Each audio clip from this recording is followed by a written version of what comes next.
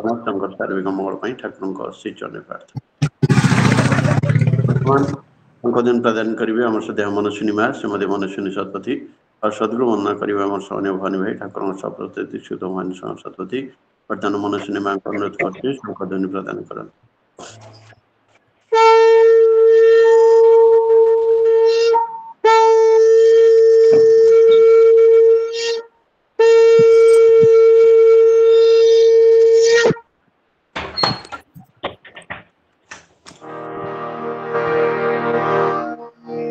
गुरुर्ब्रह्मा गुरुर्विष्णु गुरुर्देव महेश्वर गुरुरेव परम ब्रह्म तस्मै श्री गुरवे नमः।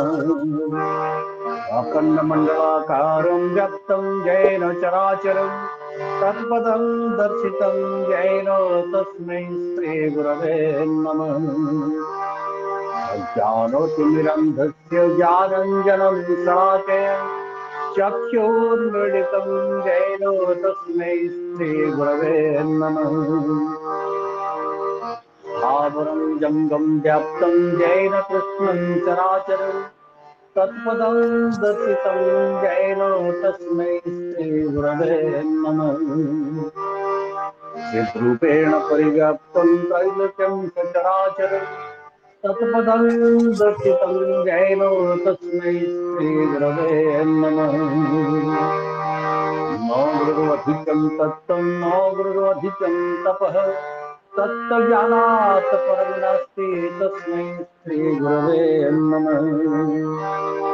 मन्नाथ श्री जगन्नाथ मद्गुरु श्री जगद्गुरु मदात्मा सर्वभूतात्मा तस्मै श्रीगुरवे नमः। गुरुरादिर्नादिश्च गुरु परमदैवतं गुरु परं नास्ति तस्मै श्रीगुरवे नमः।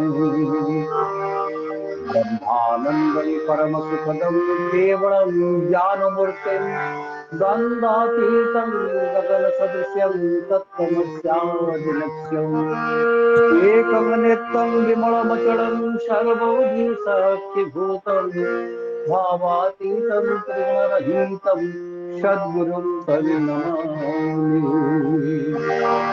सद्गुरुं तन्नमामि। सद्गुरुं तन्नमामि।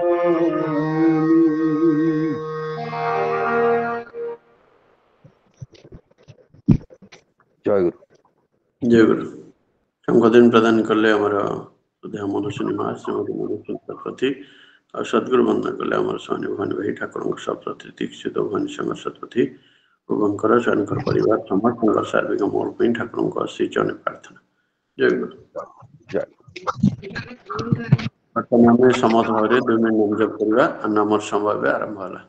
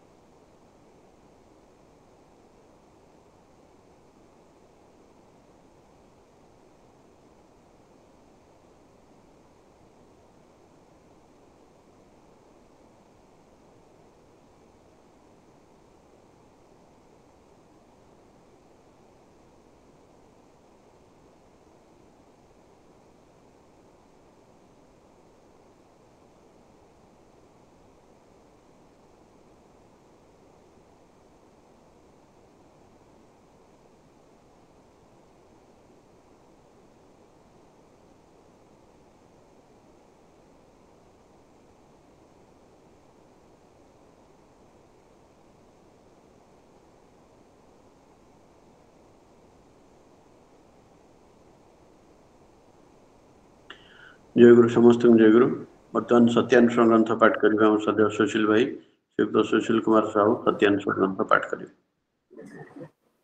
दादा जय गुरु। जय गुरु। परम प्रेम श्री ठाकुर कुचंद्र सहस्त्र लिखित सत्यांश ग्रंथर ओडिया अनुवाद।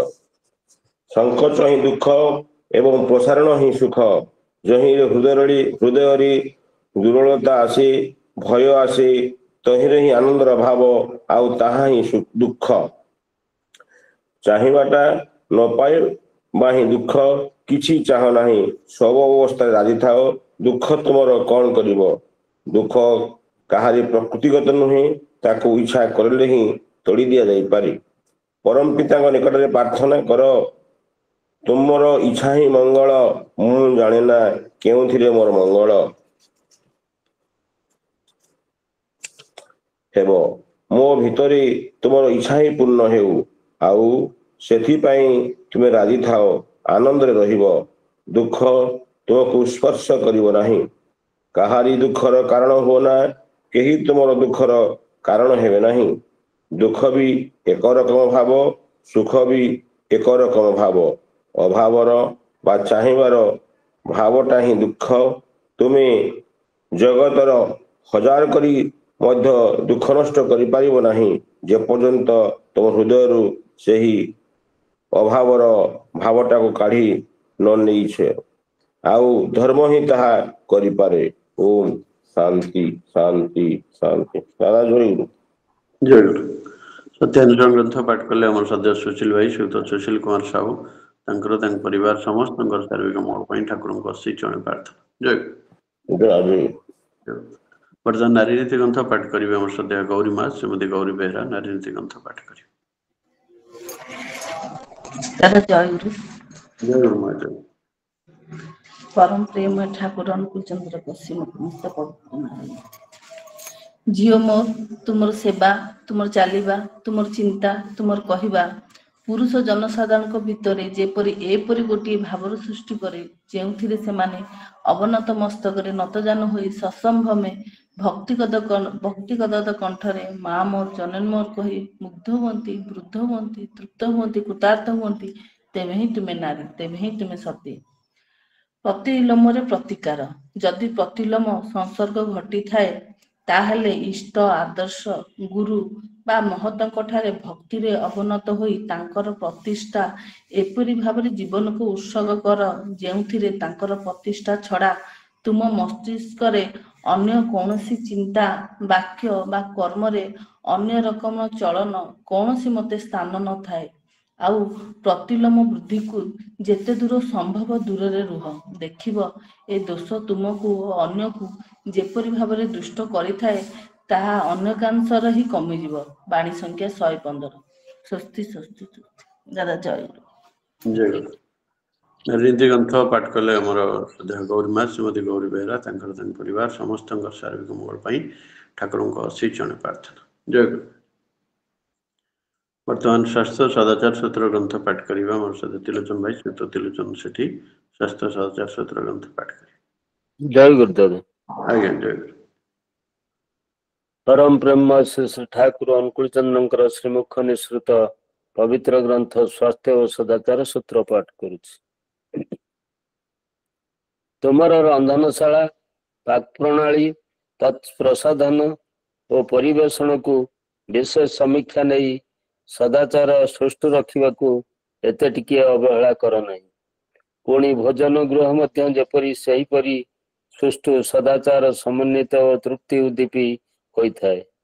शयन गृह और शଯ୍या सरंजाम सबु समय सेहीपरी परिश्रुत जेपरी होता है जहा फल तुमर परिवार समस्त अंतकरण पूतपूति संभार नहीं विनायित हुए कौन सी प्रकार संक्रामकता यह भीतर दे पथ खोजी न पाए ता व्यतीत चाली चलन आचरण वाक्य व्यवहार गुड़िक जेपरी हृदय सहृदय सदाचार मंडित हो चले जो था ना कहीं प्रत्येकर व्यवहार जहाँ कि विशेष भाव में परिश्रुत होई सेइथिरे ही सीमाबद्ध थिबा भल कारण ता फल ଅନ୍ୟଠାରେ ଜଣକର ଭିତରରୁ ସଂକ୍ରାମକତା କମ୍ ବିସ୍ତାର ଲାଭ କରିପାରିବ।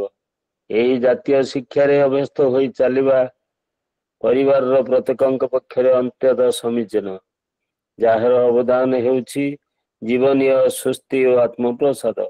ଧର୍ମର ମୌଳିକ ଧୃତି ହେଉଛି ଉକ୍ତ ସଦାଚାର। ବାଣୀ ସଂଖ୍ୟା 79। ଜୟ ଗୁରୁଦାଦା। ଜୟ ଗୁରୁ।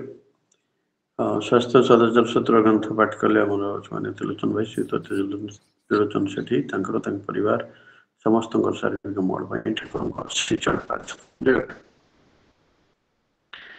ବର୍ତ୍ତମାନ ଆମେ ଭଜନ ଆରମ୍ଭ କରୁ।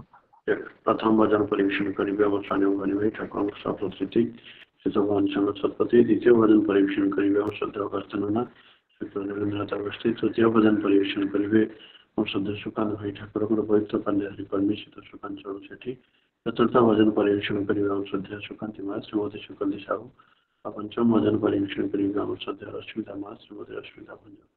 ବର୍ତ୍ତମାନ ଅନୁରୋଧ କରୁଛି ବିଷ୍ଟ କଣ୍ଠଶିଳ୍ପୀ ଆମ ସ୍ୱାମୀ ଭବାନୀ ଭାଇ, ଠାକୁରଙ୍କ ସପ୍ରତିଥି ଶ୍ରୀ ଭବାନୀ ସଂଘ ଶତପଥୀ ପ୍ରଥମ ଭଜନ ପରିବେଷଣ କରିବେ। ଦେବ ଭାଇ ଜୟଗୁରୁ। ଜୟ ଭାଇ। ସମସ୍ତଙ୍କୁ ଏଇ ପ୍ରାତଃ ସତ୍ସଙ୍ଗର ଆନନ୍ଦ ଜୟଗୁରୁ। ପରମ ପୂଜ୍ୟପାଦ ଶ୍ରୀ ଶ୍ରୀ ଦାଦାଙ୍କ ବିରଚିତ ଏହି ଭଜନ।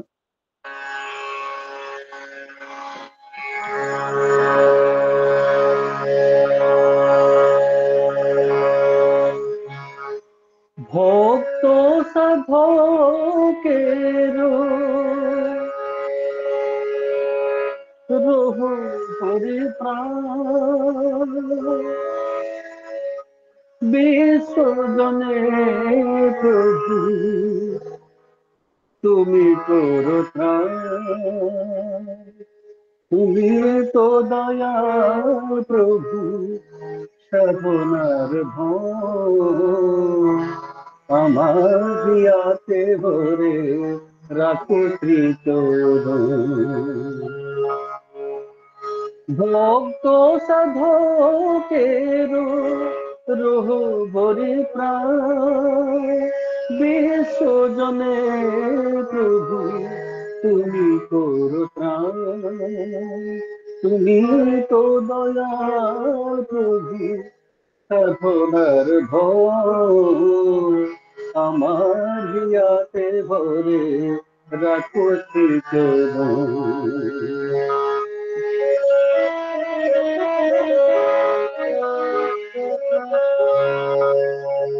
শয়নে স্বপনে যেন তোমারই পায়, জাগ্রত হয়ে করি তব সাধনা। শয়নে স্বপনে যেন তোমারই পায়, জাগ্রত হয়ে করি তব সাধনা। বাঞ্ছিত বিভু তুমি সদা অনুক্ষণ, বাঞ্ছিত বিভু তুমি সদা অনুক্ষণ। নিয়ত ভরিয়া থেকো আমারি নয়ন। ভক্ত সাধকের রোহ ভরি প্রাণ বিশ্বজনে প্রভু তুমি করো ত্রাণ, তুমি তো দয়া প্রভু সাধনার ভয়। আমার হিয়াতে ভরে রাখো শ্রীচরণ।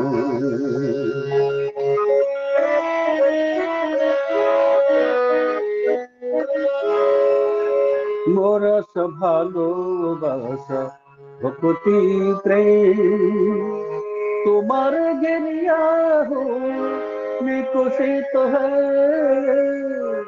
মোরস ভালোবাসা ভক্তি প্রেম তোমার ঘেরিয়া হো নিকশিত তোমার সেবাতে হো সফল সাধন। তোমার সেবাতে হয়ে সফল সাধন। সার্থক হোক মোর সবু তনম ভক্ত সাধকের রোহ ভরি প্রাণ বিসর্জনে প্রভু তুমি করো ত্রাণ তুমি তো দয়াল প্রভু সাধনার ধন আমার হিয়াতে ধরে রাখো শ্রীচরণ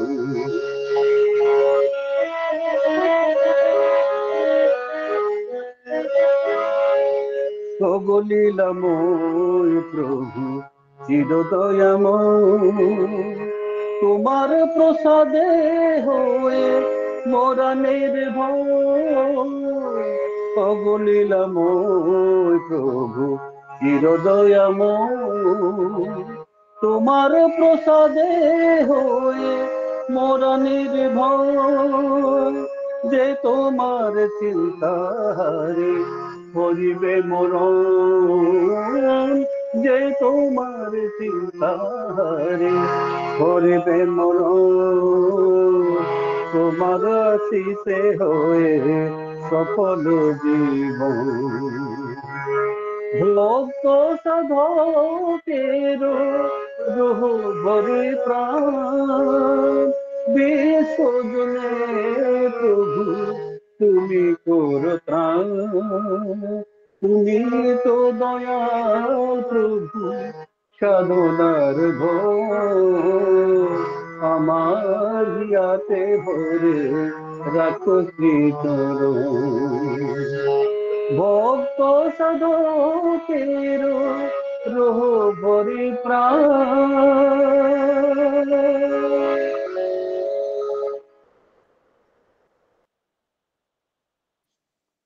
জয় গুরু। ଜୟ ଗୁରୁ। খুব সুন্দর ভাবে আমার অভিষ্ট কণ্ঠশিল্পী আমার স্থানীয় ভাই ঠাকুরଙ୍କ ସତ୍ପଥୀ ଶ୍ରୀଯୁକ୍ତ ଭାନିଶଙ୍କର ସତ୍ପଥୀ খুব ସୁନ୍ଦର ଭାବେ ପରମ ପୂଜ୍ୟ ଶ୍ରୀ ଦାଦାଙ୍କର ବିରଚିତ ଏ ଭଜନ ପରିବେଷଣ କଲେ ତାଙ୍କର ତାଙ୍କ ପରିବାର ସମସ୍ତଙ୍କର ସାର୍ବିକ ମଙ୍ଗଳ ପାଇଁ ଠାକୁରଙ୍କ ଶ୍ରୀଚରଣ ପ୍ରାର୍ଥନା। ଜୟ ଗୁରୁ। ଜୟ ଗୁରୁ। ପରବର୍ତ୍ତୀ ଭଜନ ପରିବେଷଣ କଲେ। ମୋର ବି ସେ ପ୍ରାର୍ଥନା ଦେବି। ଆଜ୍ଞା ଆଜ୍ଞା ଜୟ ଗୁରୁ। ଆଜ୍ଞା ଦାଦା ଜୟ ଗୁରୁ ଦାଦା ଜୟ ଗୁରୁ। ପୂଜ୍ୟ ପ୍ରଭାତ ଦାଙ୍କର କମେଣ୍ଟସ୍ ପାଇଁ ତାଙ୍କୁ ମଧ୍ୟ ଆମର ଠାକୁରଙ୍କ ପାଖରେ ପ୍ରାର୍ଥନା ତାଙ୍କର ସୁସ୍ଥ ସୁଦୀର୍ଘ ନିରାମ ଜୀବନ ପାଇଁ। ଜୟ ଗୁରୁ ଦାଦା ଜୟ ଗୁରୁ। ଜୟ ଗୁରୁ। ବର୍ତ୍ତମାନ ପରବର୍ତ୍ତୀ ଭଜନ ପରିବେଷଣ କରିବେ ଆମର ଅନ୍ୟତମ ବିଷ୍ଟ କଣ୍ଠଶିଳ୍ପୀ ଆମର ସଦ୍ୟ ଅଗସ୍ତ୍ୟ ନନା ଶ୍ରୀଯୁକ୍ତ ଦେବେନ୍ଦ୍ରନାଥ ଅଗସ୍ତ୍ୟ ପରବର୍ତ୍ତୀ ଭଜନ ପରିବେଷଣ କରିବେ। ଆଜ୍ଞା ଜୟ ଗୁରୁ ଦାଦା। ଜୟ ଗୁରୁ।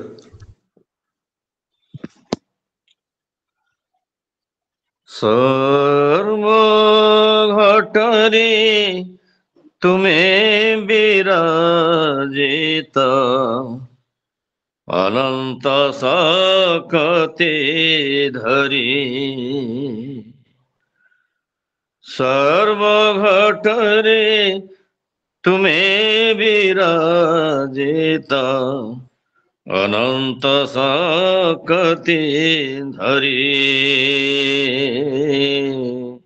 ଲୀଳାମୟ ତବ ବିମୋହନ ଲୀଳା ଲୀଳାମୟ ତବ ବିମୋହନ ଲୀଳା ସୃଜନୀରେ ଦେଲ ଭରି ସର୍ବ ଘଟରେ ତୁମେ ବିରାଜିତ ଅନନ୍ତ ଶକ୍ତି ଧରି ଲୀଳାମୟ ତବ ବିମୋହନ ଲୀଳା ଲୀଳାମୟ ତବ ବିମୋହନ ଲୀଳା ସୃଜନୀରେ ଦେଲ ଭରି ସର୍ବ ଘଟରେ ତୁମେ ବିରାଜିତ ଅନନ୍ତ ଶକ୍ତି ଧରି ଛନ୍ଦ ତୁଳିଛ ଅନୀଳେ ଅନୀଳେ ଏ ମୋ ହୃଦୟ କୋମଳେ ଛନ୍ଦ ତୁଳିଛ ଅନୀଳେ ଅନଳେ ଏ ମୋ ହୃଦୟ କମଳେ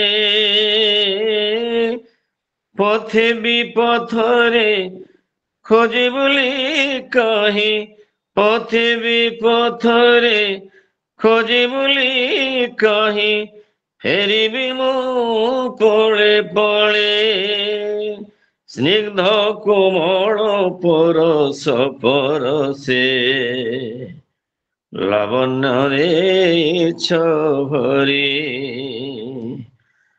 ସର୍ବଘଟରେ ତୁମେ ବିରାଜିତ ଅନନ୍ତ ଶକ୍ତି ଧରି ଭ୍ରାନ୍ତି ମୋହର କାଟି ଦିଅ ପ୍ରଭୁ এই শুভ লগনরে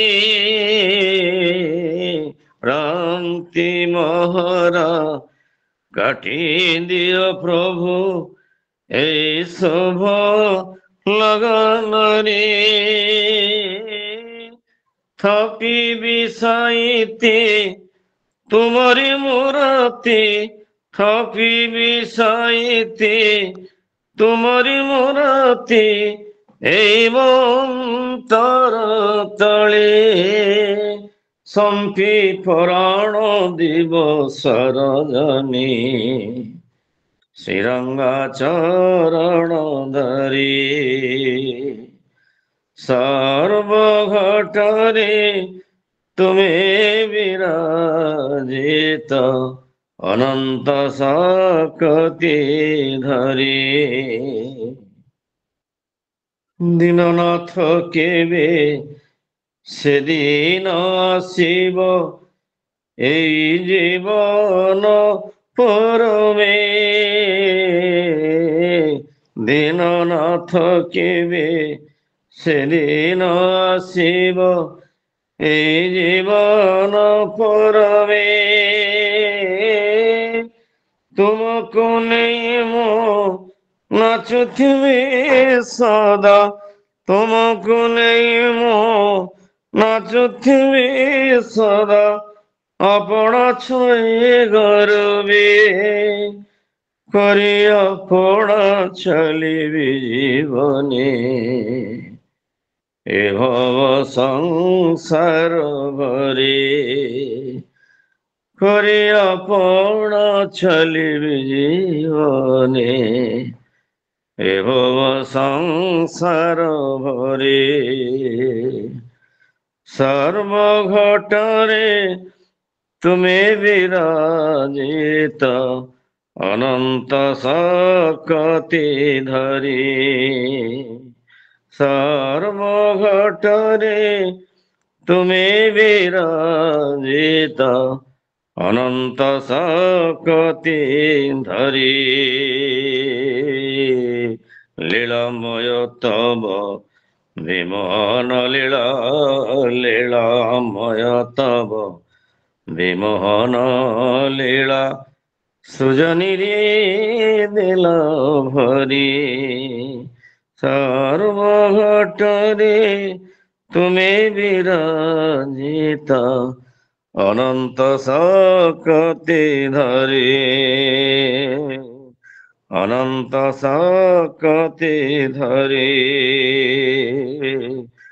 অনন্ত শক্তি ধরি আয়া জয় গুরুদেব যে খুব সুন্দর ভাবে আমার বিষ্ট কণ্ঠশিল্পী শ্রদ্ধেয় অগস্ত্যনাথ শ্রীযুক্ত দেবেন্দ্রনাথ ଅଗସ୍ତ୍ୟ খুব ସୁନ୍ଦର ଭାବରେ ଭଜନ ପରିବେଷଣ କଲେ ତାଙ୍କର ତାଙ୍କ ପରିବାର ସମସ୍ତଙ୍କର ଶାରୀରିକ ମଙ୍ଗଳ ପାଇଁ ଠାକୁରଙ୍କ ଅଶୀଚରଣ ପ୍ରାର୍ଥନା ଜୟ ଗୁରୁ ଜୟ ଗୁରୁଦେବ ବର୍ତ୍ତମାନ ପରବର୍ତ୍ତୀ ଭଜନ ପରିବେଷଣ କରିବେ ଆମର ଅନ୍ୟତମ ବିଷ୍ଟ କଣ୍ଠଶିଳ୍ପୀ ଆମର ସ୍ମରଣୀୟ ସୁକାନ୍ତ ଭାଇ ଠାକୁରଙ୍କର ପବିତ୍ର ପାଞ୍ଜାବୀ କର୍ମୀ ଶ୍ରୀଯୁକ୍ତ ସୁକାନ୍ତ ଚରଣ ସେଠୀ ପରବର୍ତ୍ତୀ ଭଜନ ପରିବେଷଣ କରିବେ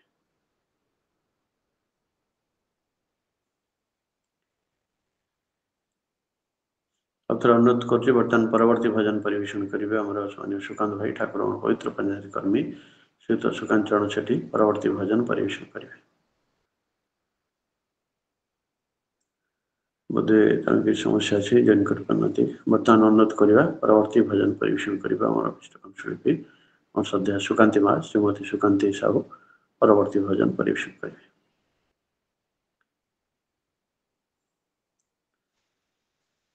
जय गुरु दादा उपस्थित समस्त को जय। जय गुरु माँ जय गुरु। हे दयाल ठाकुर তুমি অছ কত দূর পাব কি তোমার দর্শন।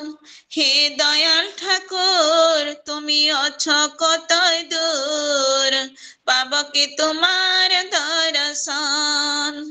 তোমারি বিহুনে ঝরে জড়ে নয়নে তোমারি বিহুনে ঝরে জড়ে নয়নে বঝনা ভক্তর নিবেদন। হে দয়াল ঠাকুর তুমি অছ কত দূর পাব কি তোমার দর্শন। হে দয়াল ঠাকুর তুমি অছ কত দূর পাব কি তোমার দর্শন। এসে ভবের মাঝেতে পেঁধেছিলাম খিলা ঘর দিন শেষে দেখতে দয়াল সবাই আমার পর।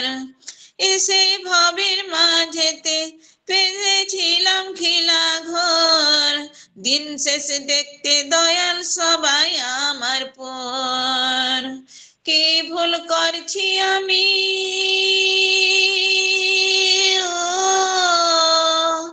কি ভুল করছি আমি ওই সারাটা জীবন। হে দয়াল ঠাকুর তুমি অছ কত দূর পাব কি তোমার দর্শন। হে দয়াল ঠাকুর তুমি অছ কত দূর পাব কি তোমার দর্শন। জীবনে পেয়েছি যে সব প্রভু কিছু যেন নাই কোথায় গেলে দয়াল ঠাকুর তোমার কাছে পাই। জীবনে পেয়েছি যে সব প্রভু কিছু যেন নাই কোথায় গেলে দয়াল ঠাকুর তোমার কাছে পাই। আর কি তোমার সাথে আর কি তোমার সাথে আমার হবে না মিলন। হে দয়াল ঠাকুর তুমি অছ কত দূর পাব কি তোমার দর্শন। হে দয়াল ঠাকুর তুমি অছ কত দূর পাব কি তোমার দর্শন। আমার মনের আশা দয়াল তোমারই জানাই ও রাঙ্গা চরণ ছড়া কিছু নাই আর চাই। আমার মনের আশা দয়াল তোমারই জানাই ও রাঙ্গা চরণ ছড়া কিছু নাই আর চাই। বিশ্বজিৎ কয়েছি আমি বিশ্বজিৎ কয়েছি আমি ওরা চাতুকের মতন। হে দয়াল ঠাকুর তুমি আছ কত দূর পাব কি তোমার দর্শন। হে দয়াল ঠাকুর তুমি আছ কত দূর পাব কি তোমার দর্শন। তোমারি বিহুনে ঝরে জড়ে নয়নে তোমারি বিহুনে ঝরে ঝরে নয়নে বোঝনা ভক্তর নিবেদন।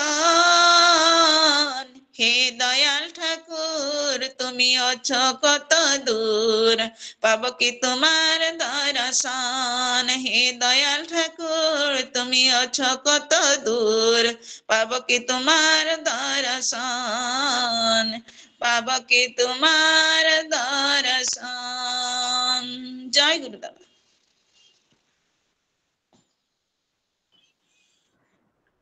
जय गुरु। खूब सुंदर सुमधुर कंठरे आम विष्णु कंठलिपि आम श्रद्धा सुकांति माँ श्रीमती सुकांति साहू खूब सुंदर भजन परिवेशन कले परिवार समस्त सार्विक मंगल ठाकुर श्री चरण प्रार्थना। जय गुरु महाराज। जय गुरुदेव। वर्तमान परवर्ती भजन परिवेशन करिवे हमर अन्यतम विष्ट कंठशिल्पी हमर सद्य अस्मिता मास श्रीमती अस्मिता भंज परवर्ती जय भजन परिवेशन करिवे। जय गुरु दादा जय गुरु। जय गुरु। तुम्हें अच्छा दयामय तुम्हें अच्छा दयामय सब देखे तुमामय विधिर विधाता सबु सुख तुम दान दुख परामो कर्मर भाग्य नियंता भाग्य नियंता तुम्हें अच्छा दयामय सब देखे तुमामय विधिर विधाता सबु सुख तुम दान दुख परामो कर्मर भाग्य नियंता भाग्य नियंता भाग्य नियंता भाग्य नियंता तुम्हें अच्छा दयामय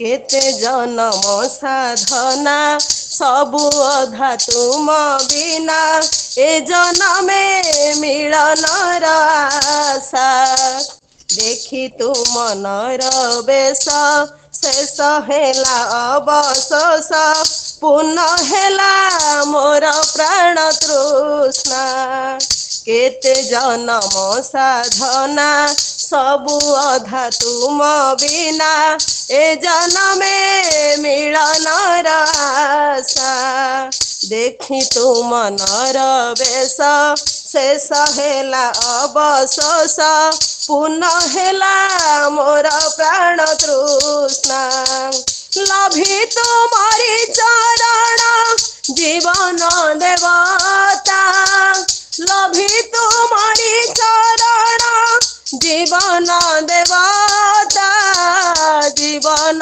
देवता तुम्हें अच्छा दयामय सब देखे तुमामय विधिर विधाता सबु सुख तुम दान दुख परामो कर्मर भाग्य नियंता भाग्य नियंता भाग्य नियंता भाग्य नियंता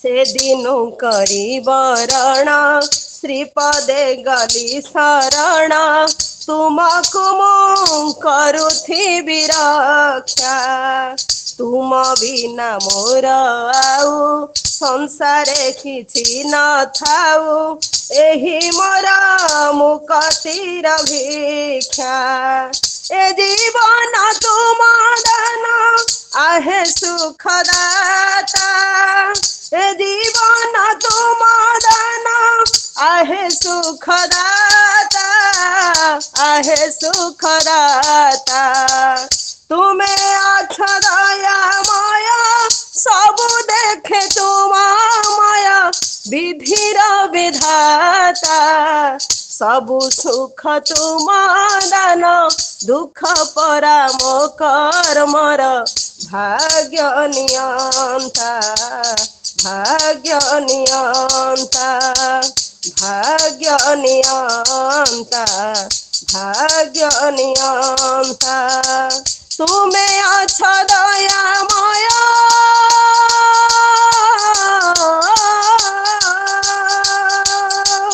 मने करी चरण भोगी केते कषण सीते जगे चेतनार आशा तुम साथे मोर भाव जगत परा जानिब तुमे मोर अंतिम भरसा मने करी चरण भोगी केते कषण सीते जागे चेतनार आशा तुम साथे मोर भाव जगत परा जानिब तुमे मोर अंतिम भरोसा हे प्रिय परम मोर तुमे मोक्षदाता हे प्रिय परम मोर तुमे मोक्षदाता तुमे मोक्षदाता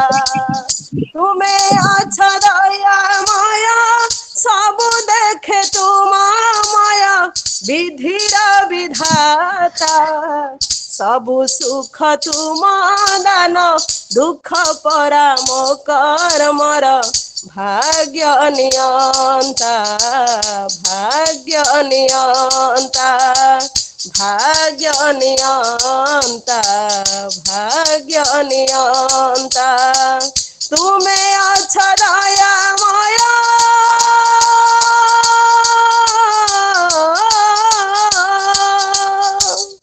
जय गुरुदेव।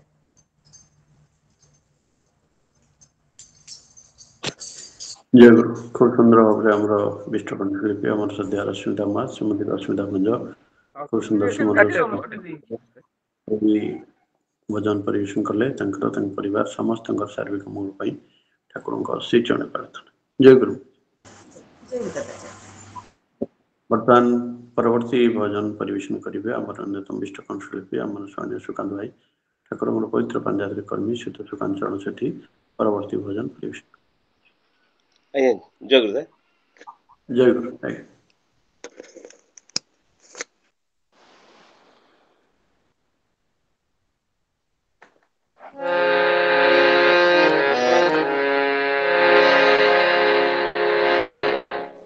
उपस्थित समस्त प्राणांजलि स्वर्गत नकुलचंद दास तुम साथ मोर जेऊ भाव दिया तुम जान मुही जाने तुम जान मुही जाने की जाने दुनिया की जाने दुनिया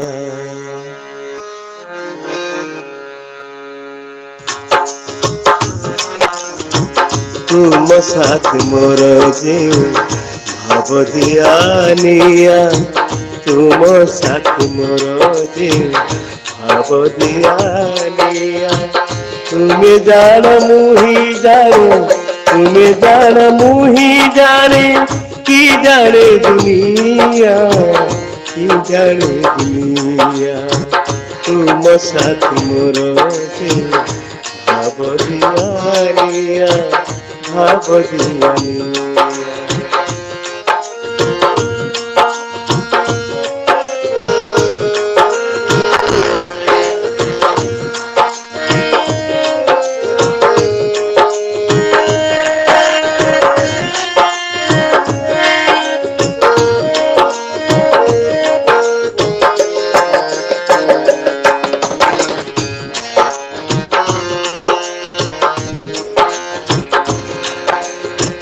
तुम सरंगार सुहाग आधार तुम राग तुम रसा सबु मधुर तुम सरंगार सुहाग आधार तुम राग तुम रसा सबु मधुर तुम्हें कथा न कहिले मन लागनिया तुम्हें कथा न कहिले मन लागनिया जाने दुनिया तुम साथ मोर भाव दिया भाव दिया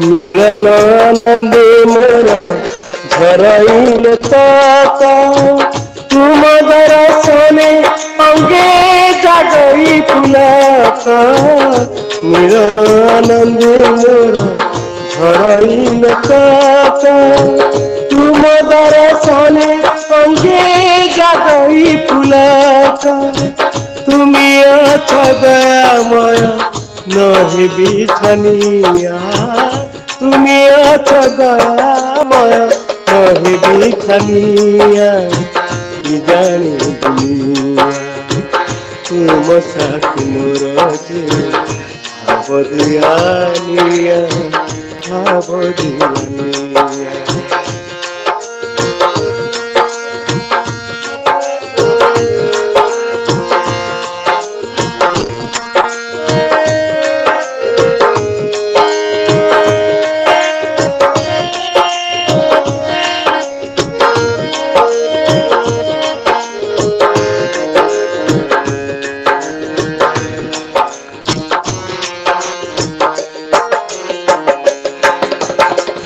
दिली जहाने बापाई बढ़ाइल हाथ मते तुम्हें जहा देला न जाने बात दिली जहाने बापाई बढ़ाइल हाथ मते तुम्हें जहा देला न जाने जगत संसार छाड़ा जानी बाहिल ना संसार जड़े बाहिना जानी दुनिया तुम साथ मोर भावदियानिया तुम साथ मोर भावदियानिया तुम्हें जान मुही जानी तुम्हें जान मुही जाने तुम्हें जान मुही जाने तुम्हें जान मुही जाने तुम्हें जान मुही जाने तुम्हें जान मुही जाने की जाने दुनिया की जाने दुनिया तुम साथ मोर भावदियानिया भावदियानिया भावदियानिया भावदियानिया भावदियानिया भावदियानिया जय गुरु जय गुरु खूब सुंदर भाव आम विष्ट कंठशिल्पी आम स्वामी सुकांत भाई ठाकुर पवित्र पांजाली कर्मी श्रीयुत सुकांत चरण सेठी खूब सुंदर भाव स्वर्गीय नकुल विरचित भजन परिवेशन कले परिवार समस्त शारीरिक मन ठाकुर श्रीचरण प्रार्थना जय गुरु जय गुरु वर्तमान कीर्तन परिवेशन करेंगे आम सम्मानीय गोपी भाई ठाकुर पवित्र पांजाली कर्मी श्रीयुत गोपीनाथ बेहरा और सहयोगी मैंने कीर्तन परिवेशन करेंगे जय गुरु जय गुरु जय गुरु जय गुरु भाई खूब सुंदर भाव भजन रखते नकुल नाग लेखा इच्छा करिछि से नकुल नाग लेखा एकी आनंद परमानंद पुरुषोत्तम लीला अभिनव एकी आनंद परमानंद पुरुषोत्तम एक आनंद परमानंद पुरुषोत्तम लीलाभिनव एक आनंद परमानंद पुरुषोत्तम अतीत पावन नर नारायण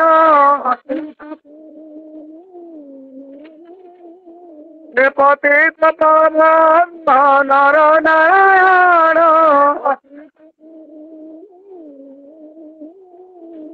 प्रेममय रूपे धीत विर्भाव रूपे प्रेममय रूपे धीत विर्भाव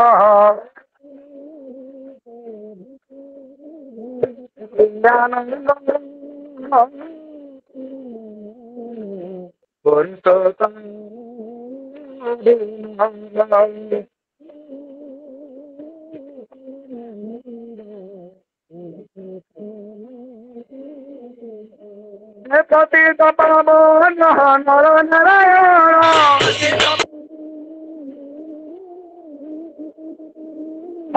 নারায়ণ মময় রূপে দীপ বির্ভাব মময় রূপে দীপ বির্ভাব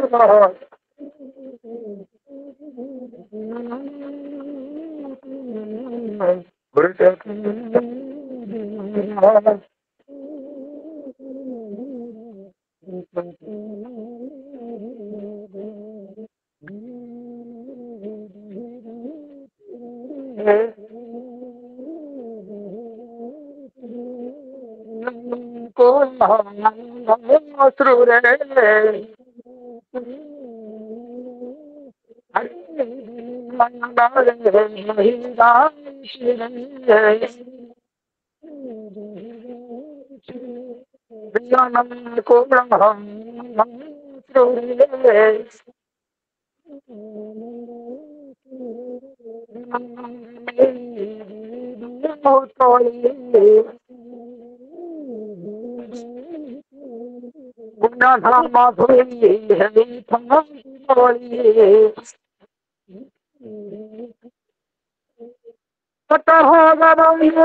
পূর্ব মিলন আজি ভক্ত ভগবান পূর্ব মিলন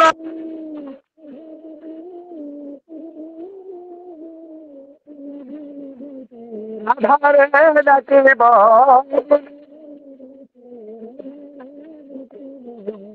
দেখি আনন্দ পূর্ণানন্দ পুরুষোত্তম অভিনব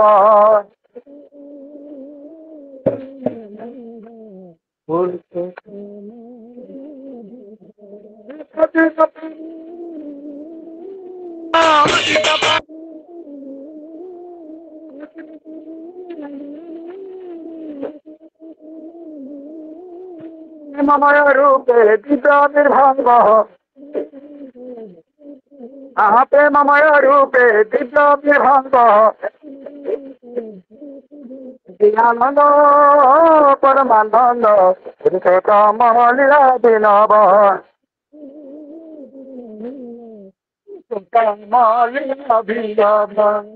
ঝরুচি অমৃত নাম প্রেম বারি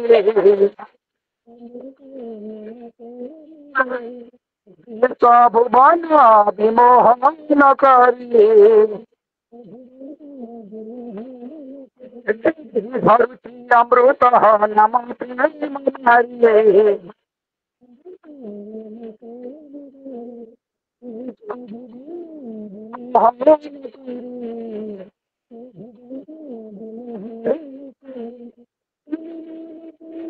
নবশ্রী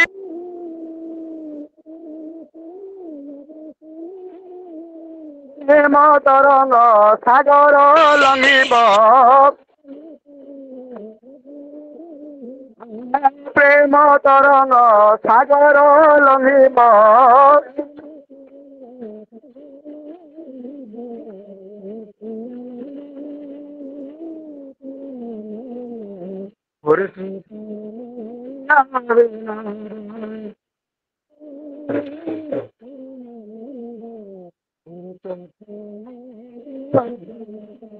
পতিত পাবন নর নারায়ণ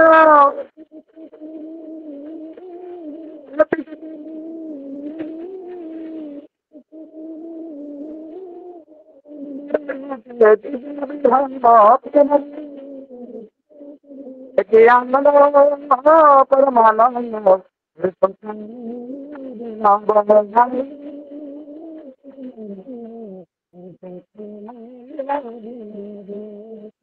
করে দয়াল দয়াল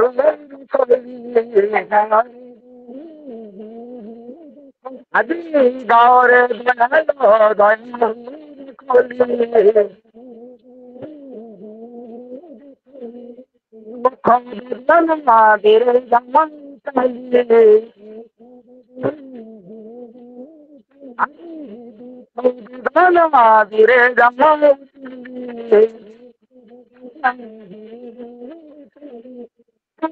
ପିତାରେ ଡାକ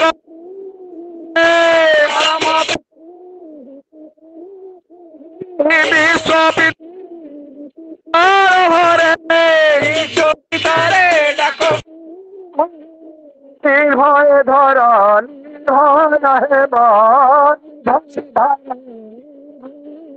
ଆଜି ନିର୍ଭୟ ଧର ନିର୍ଭୟ ହେବ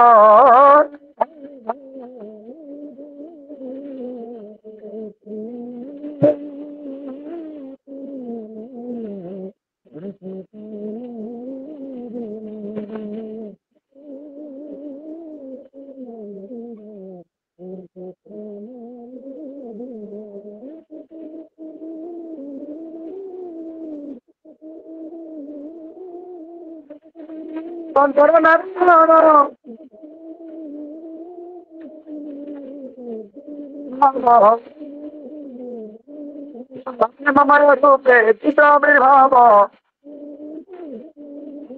ଆନନ୍ଦ ପରମାନନ୍ଦ ପୁରୁଷୋତ୍ତମ ଆନନ୍ଦ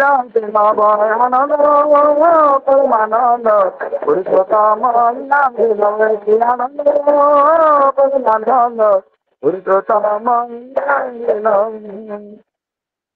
ଜୟ ଗୁରୁ ଦେବ ଭାଇ।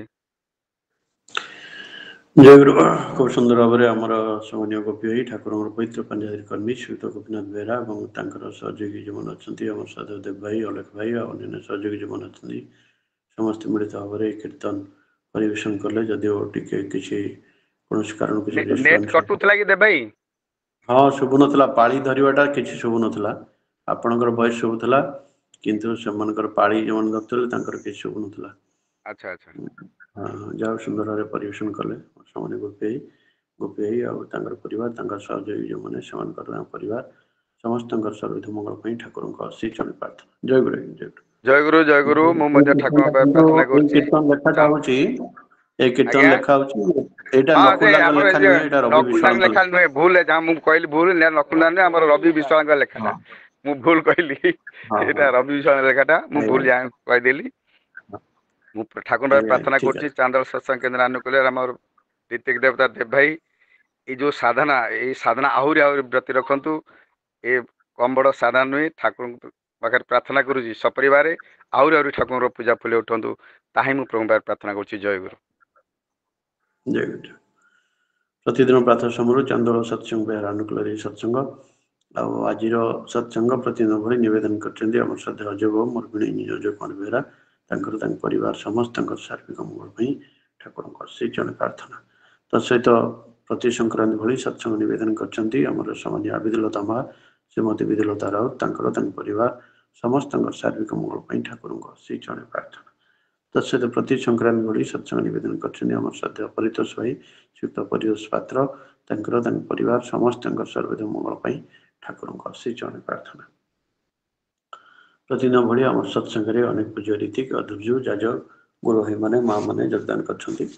ପ୍ରତିଦିନ ଭଳି ଆମର ଠାକୁରଙ୍କର ସପ୍ରତିଥି ପୂଜ୍ୟ ସର୍ବଶ୍ରୀ Arun Kumar Swain, Bijaybhushan Mishra, Bichitrananda Acharya, Basanta Kumar Sahu, Bhabani Shankar Satapathy, Brajabandhu Behera, doctor Nagendranath Swain, doctor Sitakanta Das, doctor Sumanta Kumar Mishra, doctor Panchanan Mishra, doctor Pabitra Kumar Mekap, engineer Kashinath Tripathy, engineer Abhinab Mohapatra, engineer Barai Charan Sahu, engineer Adhikari Mrutyunjay Das, engineer Sachidananda Mallick, engineer Sarat Kumar Das, engineer Sashanka Sekhar Behera, engineer Jubaraj Prasad, Jatindra Kumar Sahu, Jagadish Chandra Sahu, Kailash Chandra Behera, ମନ୍ତା Sahu, Narottam ପ୍ରଧାନ, ନିମୟ ଚରଣ ଦାସ, ପରେଶ୍ୱର ଜେନା, ପ୍ରଭାତ କୁମାର ସାହୁ, ପ୍ରଶାନ୍ତ କୁମାର ସିଂ, ପ୍ରେମାନନ୍ଦ ଦାସ, परशुराम माणिक, मिलन कुमार नायक, रमेश चंद्र नायक, रघुनाथ बस्तिया, रजनीकांत पंडा, रवीन्द्रनाथ प्रधान, सुभाष संतोष कुमार षडंगी, सुभाष चंद्र दास, तारकांत बेहरा, प्रोफेसर अग्रसर लेंका, प्रोफेसर रुद्ररंजन त्रिपाठी, ଏଭଳି ଅନେକ ପୂଜ୍ୟ ରୀତିକ ମାନେ ଯୋଗ ଦେଇଛନ୍ତି। ଆଉ ପରବର୍ତ୍ତୀ ଅବସ୍ଥାରେ ଆଉ ଯଦି କିଏ ଯୋଗ ଦେଇଥିବେ ହୁଏତ ମୁଁ ଦେଖିନଥାଇପାରେ।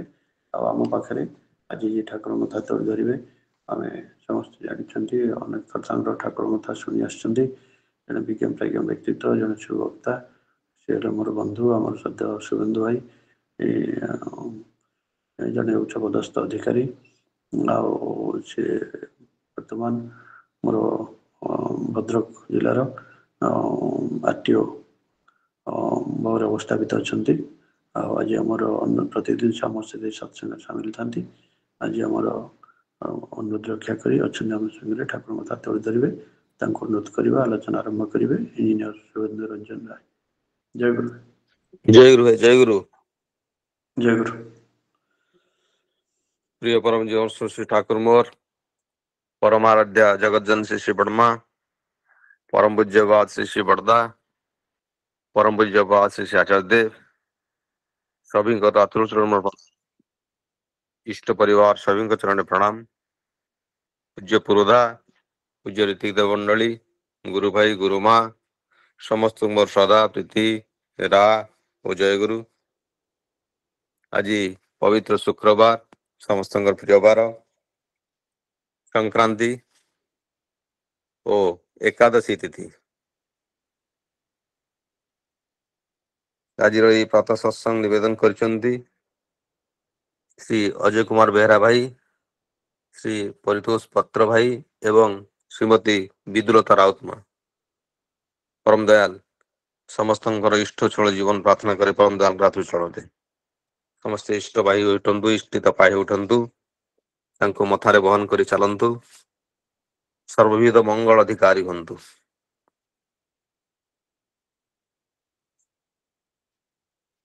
ईश्वर पुरुषोत्तम परम दयाल कथा कहवा कष्टकर व्यापार।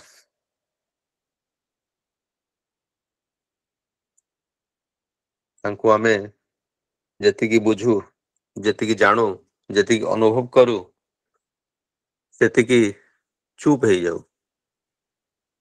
सत्यानंद ठाकुर लिखिले जेते डुबिब सेते बेमालूम हेबो। तेणु कहवाटा धीरे धीरे कमी जाए बंद हो जाए। आज जो मनीष संपूर्ण भक्त स्तर में पहुंच जाए से हुए तो नीरव हो जाए। आम मैंने अनेक कथा कहू परम पूज्य आचार्य देव हुए तो सर्वभात रीति समय नला पदे द्विपद कथा कहती संक्षिप्त समय पाई खूब सुंदर भाव में छोट छोट कथा गुड़ को कहती समस्त बोधगम्य हला भाया समस्ते जमती हृदय धरिकी नहीं आसबे आउ मस्कुल हो उठे।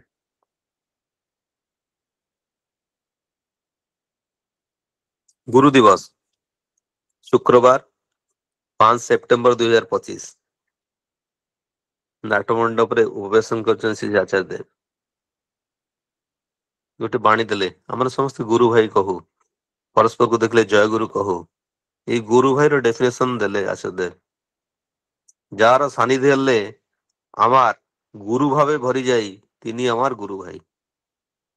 देखो तो केते बढ़िया ऑब्जर्वेशन तो सहज सरल कथा जार सानिध्य ले आमार गुरु भावे भरी जाई तिनी आमार गुरु भाई। जहाँ को देखु देखु आमर अंतर रे केवल गुरु का भाव भरी जीवो जो गुरुंकर शरणागत हम अच्छे जहाँ दीक्षा नहीं जहाँ को जीवन रे प्रतिष्ठित करिया बोली संकल्प करिजे से गुरु कथा ही हमर मन पड़े। हुए तो देव भाई मोर अनेक वर्ष तलर गुरु भाई मो सहित देखाला किंतु मोर ताम प्रति ईर्षा अच्छी असूया अच्छी बा आउ को भाव अच्छी से भाव नहीं मु ता सहित मिशुची किंतु गुरु भावटा प्राधान्य ही उठुनी। तेणु आम परस्पर गुरु भाई संबोधन करिपरिबा कि भावतु केते वास्तव कथा आ ये कथाटा मते एते भल लागिला तार ओडिया अनुवाद भी मुझे दिन करी सानिध्य आसिले तार गुरु भाव भरपूर गुरु भाई से आपणार तो अनेक शब्द अच्छी सानिध्य बदल अनेक शब्द भी निकट आउ विभिन्न कथा अच्छी करहब हूँ तो 100टा शब्द भी बाहरी प्रति शब्द बाहरी पार जोटा परफेक्ट सेटा आचार्य देव तुंड बाहर इष्ट परिवार से मान मुखर भी से मुखर यही कथा बाहर ତାଙ୍କ ଶ୍ରୀମୁଖରୁ କେତେବେଳେ କଣ ବାହାରିବ କେହି ଯେପରି ବଞ୍ଚିତ ନ ହୁଅନ୍ତି। ଅମୂଲ୍ୟ ଅମୃତ ସାଉଁଟି ରଖିବ କ୍ଷେମ। ସକାଳ ବିନତି ପ୍ରାର୍ଥନା ପରେ ବଡ ନାଟ ମଣ୍ଡପରେ ସେ ବସନ୍ତି। ଯାହା ବାଣୀ ପାଠ ହୋଇଥାଏ ତାକୁ ତାର ଖିଅ ଧରି ସ୍ୱଳ୍ପ ସମୟ ଆଲୋଚନା କରନ୍ତି। ଯାହା କହନ୍ତି ସେସବୁ ମଧ୍ୟ ଟିପା ଖାତାରେ ଲିପିବଦ୍ଧ ରହିଥିବାର ସୂଚନା ମିଳେ। ଭାଇମାନେ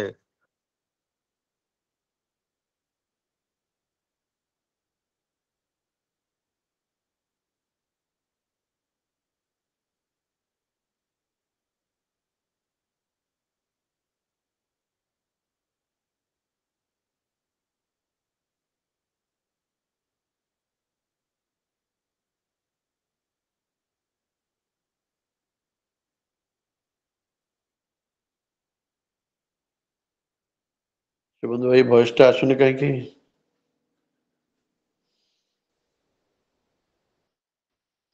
ଭଏସ ଟା ଆସୁନି। ଆସିଲା ଭାଇ, ଜୟଗୁରୁ ଜୟଗୁରୁ। ହଁ ଜୟଗୁରୁ ଆସିଲା ଏବେ। ଥରେ ଆଚାର୍ଯ୍ୟ ଦେବ କହୁଥିଲେ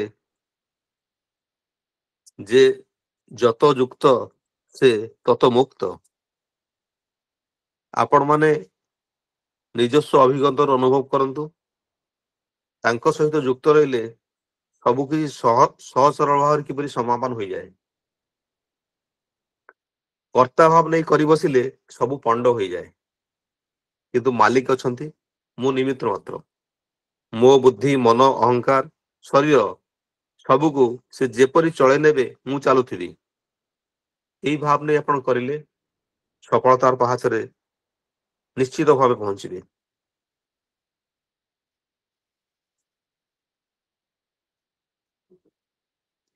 ସମସ୍ତଙ୍କର ଗୋଟେ ଆଶା ଥାଏ, ଅଭିଳାଷା ଥାଏ ଯେ ଆମେ ଈଶ୍ୱର ଦର୍ଶନ କରିବୁ, ଭଗବାନଙ୍କୁ ଏଇ ଜୀବନରେ ଦେଖିବୁ, ଅନୁଭବ କରିବୁ। ଯେମିତି ଆମେ ନିଜ ପରିବାର ପରିଜନ ବା ସମାଜରେ ବିଭିନ୍ନ ଲୋକଙ୍କୁ ଦେଖୁଛୁ, ଜାଣୁଛୁ ବା ପରିଚିତ ହେଉଛୁ, ସେମିତି ଈଶ୍ୱର ଭଗବାନଙ୍କୁ ଦେଖିବୁ। ଆପଣମାନେ କେବେ ଈଶ୍ୱର ଭଗବାନଙ୍କୁ ଦେଖିଛନ୍ତି? ସେଇ ଦରଦି ଦୟାଲଙ୍କୁ ଜୀବନ୍ତ ଅନୁଭବ କରିବାକୁ ଯଦି ଚାହାନ୍ତି ତେବେ ଦେଓଘର ଯାଆନ୍ତୁ, ଠାକୁରବାଡି ପୁରୀ ଯାଆନ୍ତୁ, ଅଥବା ସକାଳ ବିନତି ପ୍ରାର୍ଥନା ପୂର୍ବରୁ ଭୁବନେଶ୍ୱର ଶ୍ରୀମନ୍ଦିର ଯାଆନ୍ତୁ। ପିତା, ପରମ ପିତା ବ୍ୟାକୁଳ ଭାବରେ ଚାହିଁ ରହିଛନ୍ତି। ଆପଣଙ୍କୁ କେବଳ ଆପଣଙ୍କ ଭାବ ନେଇ ଦର୍ଶନ ଦେବେ। ଏଇଟା ବ୍ୟକ୍ତିଗତ ବ୍ୟାପାର, ଭାବ ଜଗତର କଥା। ଆପଣ ଯେଭଳି ଭାବ ନେଇ ଯିବେ ସେଇଭଳି ଭାବରେ ତାଙ୍କୁ ଦେଖିବେ। ଆଉ ଏଇଟା ମୋର ନିଜସ୍ୱ ଅନୁଭୂତି ଯେ ଆପଣ ଜୀବନ୍ତ ଭଗବାନଙ୍କୁ ଦେଖି ଆସିବେ। କେବଳ ବିଗ୍ରହ ନୁହେଁ, ସେ ସମ୍ପୂର୍ଣ୍ଣ ଭାବରେ ଜୀବନ୍ତ। ଏଇ ବୋଧ ଆମମାନଙ୍କର ସମସ୍ତଙ୍କର ରହିବା ଆବଶ୍ୟକ।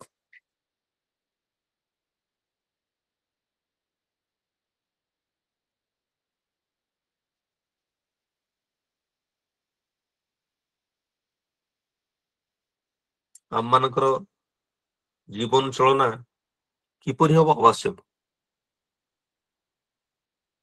ଯାହା ଯାହା ସଂସ୍ପର୍ଶରେ ଆମେ ଦୈନନ୍ଦିନ ଆସୁ। ଶ୍ରୀ ବଡ଼ଦାଙ୍କର କଥା ହେଲା, ଆମର ଜୀବନ ଚଳନରେ ଯାହା ଯାହା ପ୍ରয়োଜନ, ବହି, ଘଣ୍ଟା, ଲୁଗା, ଗାଡି ଘୋଡା ଯାହା ଯାହା ଆମେ ସବୁ ବ୍ୟବହାର କରୁଛୁ, ଏଇ ସବୁକୁ ସୁସ୍ଥ ରଖି ନ ପାରିଲେ ନିଜେ ହିଁ ଠକିବା। ହୁଏତ ଆମେ ବହିର ଯତ୍ନ କରୁନା କିମ୍ବା ଲୁଗା ଏପରି ବ୍ୟବହାର କରୁ 6 ମାସ ଯିବା ଜାଗାରେ ତା 4 ମାସରେ ନଷ୍ଟ ହେଇଗଲା, ଆଉ ବ୍ୟବହାର ଉପଯୋଗୀ ରହିଲା ନାହିଁ। ତେଣୁ ସବୁ କିଛିକୁ ସଜେଇ ଗୋଛେଇ ରଖିବାକୁ ହୁଏ। ପ୍ରତ୍ୟେକ ବିଷୟରେ ହିଁ ସେବା ଦାୟକ ହୁଏ। ମୂଳ କଥା ହେଲା ସବୁ କିଛିର ସତ୍ତା ଅଛି, ଏଇଟା ଭାବି ସବୁ ବିଷୟର ଯତ୍ନ ନେବା ଦରକାର। ଶ୍ରୀ ବଡ଼ଦା ଇଷ୍ଟ ପ୍ରସଙ୍ଗରେ ଏଇ କଥା କହୁଛନ୍ତି ପୃଷ୍ଠା 50ରେ, ଯାହା ଆମେ ପଢିଛୁ ବା ଆପଣମାନେ ପଢିଥିବେ। ମୂଳ କଥା ହେଲା ସବୁ କିଛିର ଗୋଟେ ସତ୍ତା ଅଛି। ଆପଣ ଗୋଟେ ଚପଲ ବ୍ୟବହାର କରୁଛନ୍ତି, ସେ ଜୋତା ଆପଣଙ୍କୁ ବହନ କରି ନେଉଛି, ସେ ଜୋତାକୁ ଆପଣ ପୋଛି ପଲିସ କରି ସୁନ୍ଦର ଭାବରେ ରଖିବେ। ଏଇ ଯୋଉ ଭାବଟା ଏଇଟା ଆମମାନଙ୍କ ମନରେ ନଥିଲା। ଆମେ ହୁଏତ ଜୋତା ପିନ୍ଧିଲୁ ଗଲୁ ଫୋପାଡ଼ି ଦେଲୁ, ବାଁ ଗୋଡ ଡାହାଣ ଗୋଡ ଏପଟ ସେପଟ ବିକ୍ଷିପ୍ତ ଭାବରେ ଫୋପାଡ଼ି ଦେଲୁ ଚାଲିଗଲୁ। କିନ୍ତୁ ଗୁରୁଙ୍କୁ ଧରିଲା ପରେ, ଇଷ୍ଟଙ୍କୁ ଧରିବା ପରେ ମୁଁ ଜାଣିଲି ଯେ ମୋ ଜୋତାଟାର ବି ମତେ ଯତ୍ନ ନେବାକୁ ପଡିବ, ତାକୁ ସାଇତିକି ରଖିବାକୁ ପଡିବ, ସେ ସୁନ୍ଦର ଭାବରେ ରହିବ, ବାଁ ଗୋଡ ଡାହାଣ କରି ପଡିବ ନାହିଁ, ମାନେ ଅପରିଷ୍କାର ଅପରିଚ୍ଛନ୍ନ ବି ହବ ନାହିଁ। ମୁଁ ଯୋଉ ଲୁଗାପଟା ବ୍ୟବହାର କରିବି, ଯାହା ପିନ୍ଧିବି, ସେଇଟା ବି ହୁଏତ ସଫା ସୁତୁରା ବା ସୁନ୍ଦର ଭାବରେ ରଖିବାକୁ ପଡିବ। ମୁଁ ଯାହା ଯାହା ବ୍ୟବହାର କରେ, ମୁଁ କଲମଟେ ବ୍ୟବହାର କରେ, ତାକୁ ବି ସୁନ୍ଦରରେ ରଖିବି। ମୋର ମୋବାଇଲ, ଘଣ୍ଟା, ଚଷମା ଯାହା ଯାହା ବ୍ୟବହାର କରୁଛି, ଠାକୁରଙ୍କ ଜୀବନରେ ଆପଣ ମାନେ ପଢିଛନ୍ତି ଶୁଣିଛନ୍ତି ଅନେକ ଭାବରେ ଯେ ଚଷମାର ଗୋଟିଏ ଗୋଡ ଭାଙ୍ଗିଗଲା, ଗୋଟିଏ ପଟ, ତଥାପି ସେ ତାକୁ ଛାଡିବାକୁ ନଯାର ସୂତା ବାନ୍ଧି ବିଭିନ୍ନ ଉପାୟ କରି, କାହିଁକିନା ସେଇ ଚଷମାଟି ଏତେ ବର୍ଷ ହେଲା ସେବା ଦେଇଛି, ତାଠୁ ସିଏ ତାର ବିଚ୍ଛେଦ ସିଏ ସହିପାରିବେ ନାହିଁ, ତେଣୁ ତାକୁ ତା ଭଳି ରଖିବାକୁ ଦଉଛନ୍ତି। ଯୋଉଟା ଆମର ସନାତନ ଧର୍ମରେ ବା ହିନ୍ଦୁ ଶାସ୍ତ୍ରରେ ଆମେ ମାନୁ ଯେ ସବୁ ବ୍ରହ୍ମ, ସବୁ ସବୁ ଜୀବନ୍ତ, ଜଡ କିଛି ନାହିଁ, ସବୁଥିରେ ଚେତନା ଅଛି। ଆଉ ଯେହେତୁ ଆମେ ମହାଚେତନା ସହିତ ଜଡିତ, ସକାଳୁ ଉଠୁ ଉଠୁ ସେଇ ମହାଚେତନା ପରମ ପିତାଙ୍କ ଚରଣରେ ଆମେ ଇଷ୍ଟ ଭୂତି ଅର୍ପଣ କରୁଛୁ, ତାଙ୍କ ସହିତ ଯୋଗଯୁକ୍ତ ହଉଛୁ।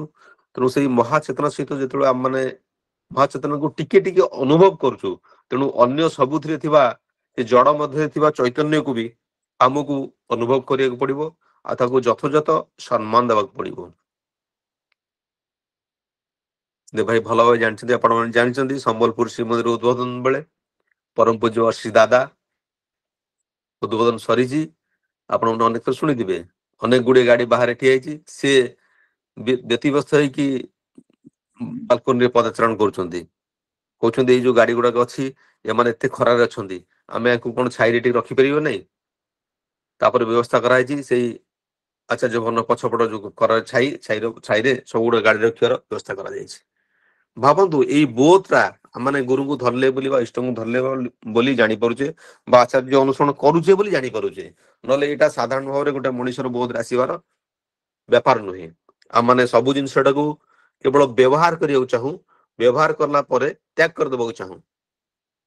ଶ୍ରୀ ବରଦାଙ୍କ କଥା କୃପା ସିନ୍ଧୁ ରକ୍ଷିତ ଭାଇଙ୍କ ପାଇଁ ଯେ ଡିଏସିଲି ଆଣିଲେ, ଜଳେଇଲେ, ଦୀପ ଜଳେଇଲେ, ଡିଏସିଲି ଫୋପାଡ଼ି ଦେଲେ। ଏଇଟା ସଚରାଚର ଦେଖିବେ, ଆପଣ ଅବଜର୍ଭ କରିବେ, ପ୍ରତିଟି ମଣିଷ, ପ୍ରତିଟି ଘରେ ମା ମାନେ ବା ଭାଇ ମାନେ ଯିଏ ଯେତେବେଳେ କରୁଛନ୍ତି ଏଇଟା ହିଁ କରନ୍ତି, ଡିଏସିଲି ଲଗେଇଲେ ତାପରେ ଫୋପାଡ଼ି ଦେବେ ଡିଏସିଲିକୁ।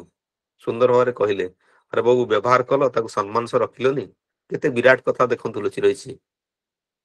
ପ୍ରତିଟି ଜିନିଷକୁ ଆପଣ ଯଦି ସମ୍ମାନ ଦେବେ, ଆପଣ ବି ସମ୍ମାନର ଅଧିକାରୀ ହେବେ। ଆଉ ଆପଣ କହିବେ ବ୍ୟବହାର କରିବି, ଭୁଲିଯିବି, ସ୍ୱାର୍ଥପର ହେଇଯିବି, ଜଗତ ବି ଆପଣଙ୍କୁ ବ୍ୟବହାର କରିବ, ଆଉ ବୁଲିକିରି ଚାଲିଯିବ, ମୁହଁ ବୁଲେଇ ଚାଲିଯିବ। ଯୋଉଟା ବର୍ତ୍ତମାନ ପିକ ରେ ପହଞ୍ଚିଛି, ଏଇ ଯୁଗକୁ ଆମେ କହୁଛେ କଳି ଯୁଗ।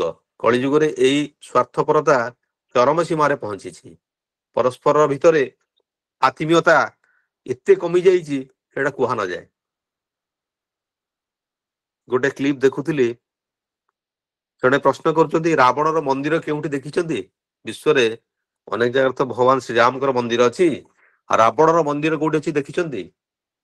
ତାର ସୁନ୍ଦର ଉତ୍ତର ସେ ଭଦ୍ରବ୍ୟକ୍ତି ଦଉଛନ୍ତି ଯେ ଆମେ ବିଶ୍ୱାସ କରୁ ଚାରି ଯୁଗ, ସତ୍ୟ ଯୁଗ ଥିଲା। ସତ୍ୟ ଯୁଗରେ ଦିଟା ଲୋକ ଥିଲା, ଦେବଲୋକ ଆଉ ଅସୁର ଲୋକ, ମାନେ ଦିଟା ପ୍ଲେନରେ ସେମାନେ ବାସ କରୁଥିଲେ, ଗୋଟେ ପ୍ଲେନରେ ରହୁନଥିଲେ, ଗୋଟେ ସର୍ଫେସରେ ରହୁଥିଲେ। ଦେବଲୋକ ଉପରେ ଥିଲା, ଅସୁର ଲୋକ ବା ମର୍ତ୍ତ୍ୟ ଲୋକ ତଳେ ଥିଲା। ତାପରେ ଆସିଲା ତ୍ରେତୟା ଯୁଗ। ତ୍ରେତୟା ଯୁଗରେ ଗୋଟିଏ ଲୋକ ରହିଲେ, ସେମ ପ୍ଲେନରେ ରହିଲେ, ବିଭିନ୍ନ ଜାଗାରେ ରହିଲେ। ହୁଏତ ରାମ ଅଯୋଧ୍ୟାରେ ରହିଲେ, ରାବଣ ଲଙ୍କାରେ ରହିଲେ, ଡିଫରେଣ୍ଟ ପ୍ଲେସେସ ରହିଲେ। ଆଉ ଦ୍ୱାପର ଯୁଗରେ କଣ ହେଲା? ପରିବାର ଭିତରେ, ଗୋଟିଏ ପରିବାର ଭିତରେ, ସେଇ ପରିବାରରେ କୃଷ୍ଣ, ସେଇ ପରିବାରରେ କଂସ, ସେ ଗୋଟିଏ ପରିବାର ଭିତରେ ରହିଲେ। କିନ୍ତୁ କଳି ଯୁଗରେ ଏଇ ବ୍ୟକ୍ତି ଭିତରେ, ମୋରି ଭିତରେ ସେଇ ରାବଣତ୍ୱ ବଢି ଚାଲିଛି।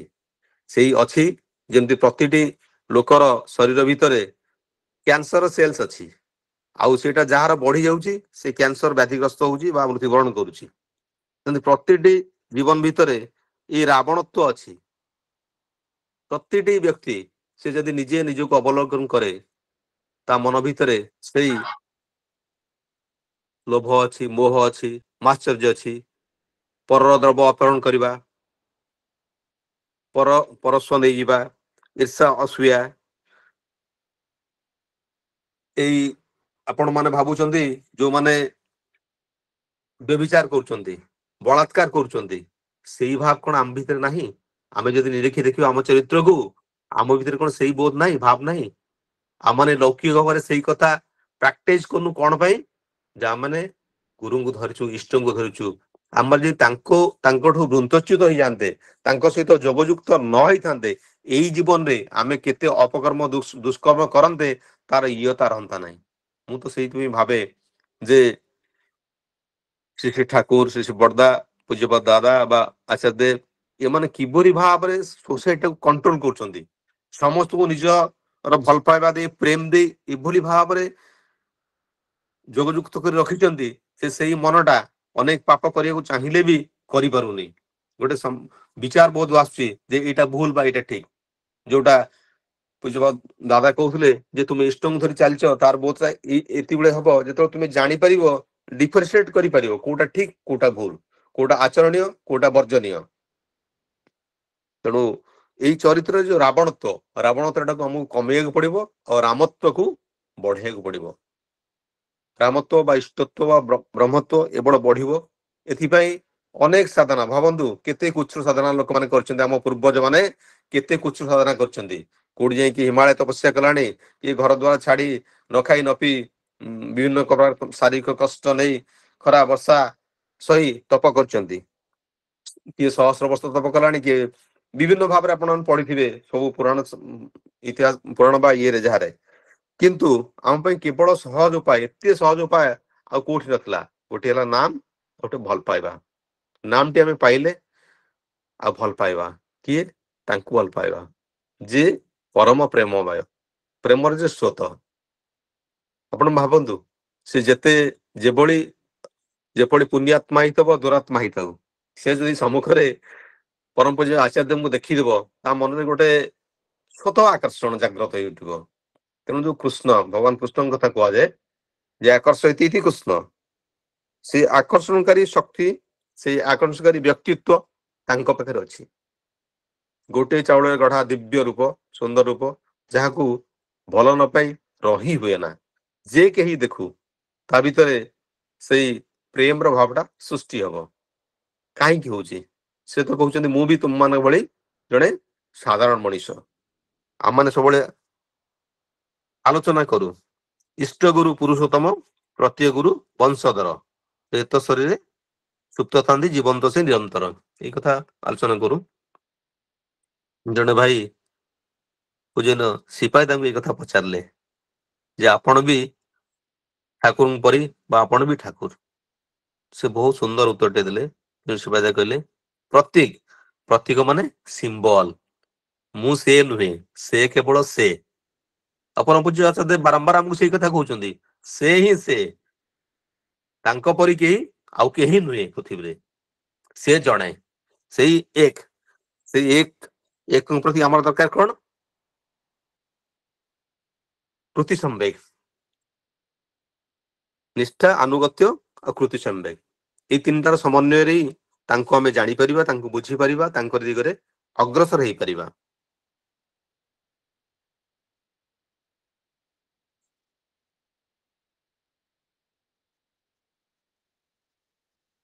ଏଇ ତ ଆମମାନଙ୍କର ସାଧନା, ଏଇ ଆମର ଜୀବନ ଚଳନା। ତାଙ୍କୁ ନେଇ ସବୁର ମୂଳରେ ସିଏ ହଉଛନ୍ତି କେନ୍ଦ୍ର, ସେଣ୍ଟର। ତାଙ୍କୁ ଧରି ଆମେ ଚାରିପଟେ ବୁଲିବା। ଯେମିତି ମେରିଖୁଣ୍ଡକୁ ଧରି ବଳଦ ମାନେ ବୁଲନ୍ତି ବେଙ୍ଗଳାରେ।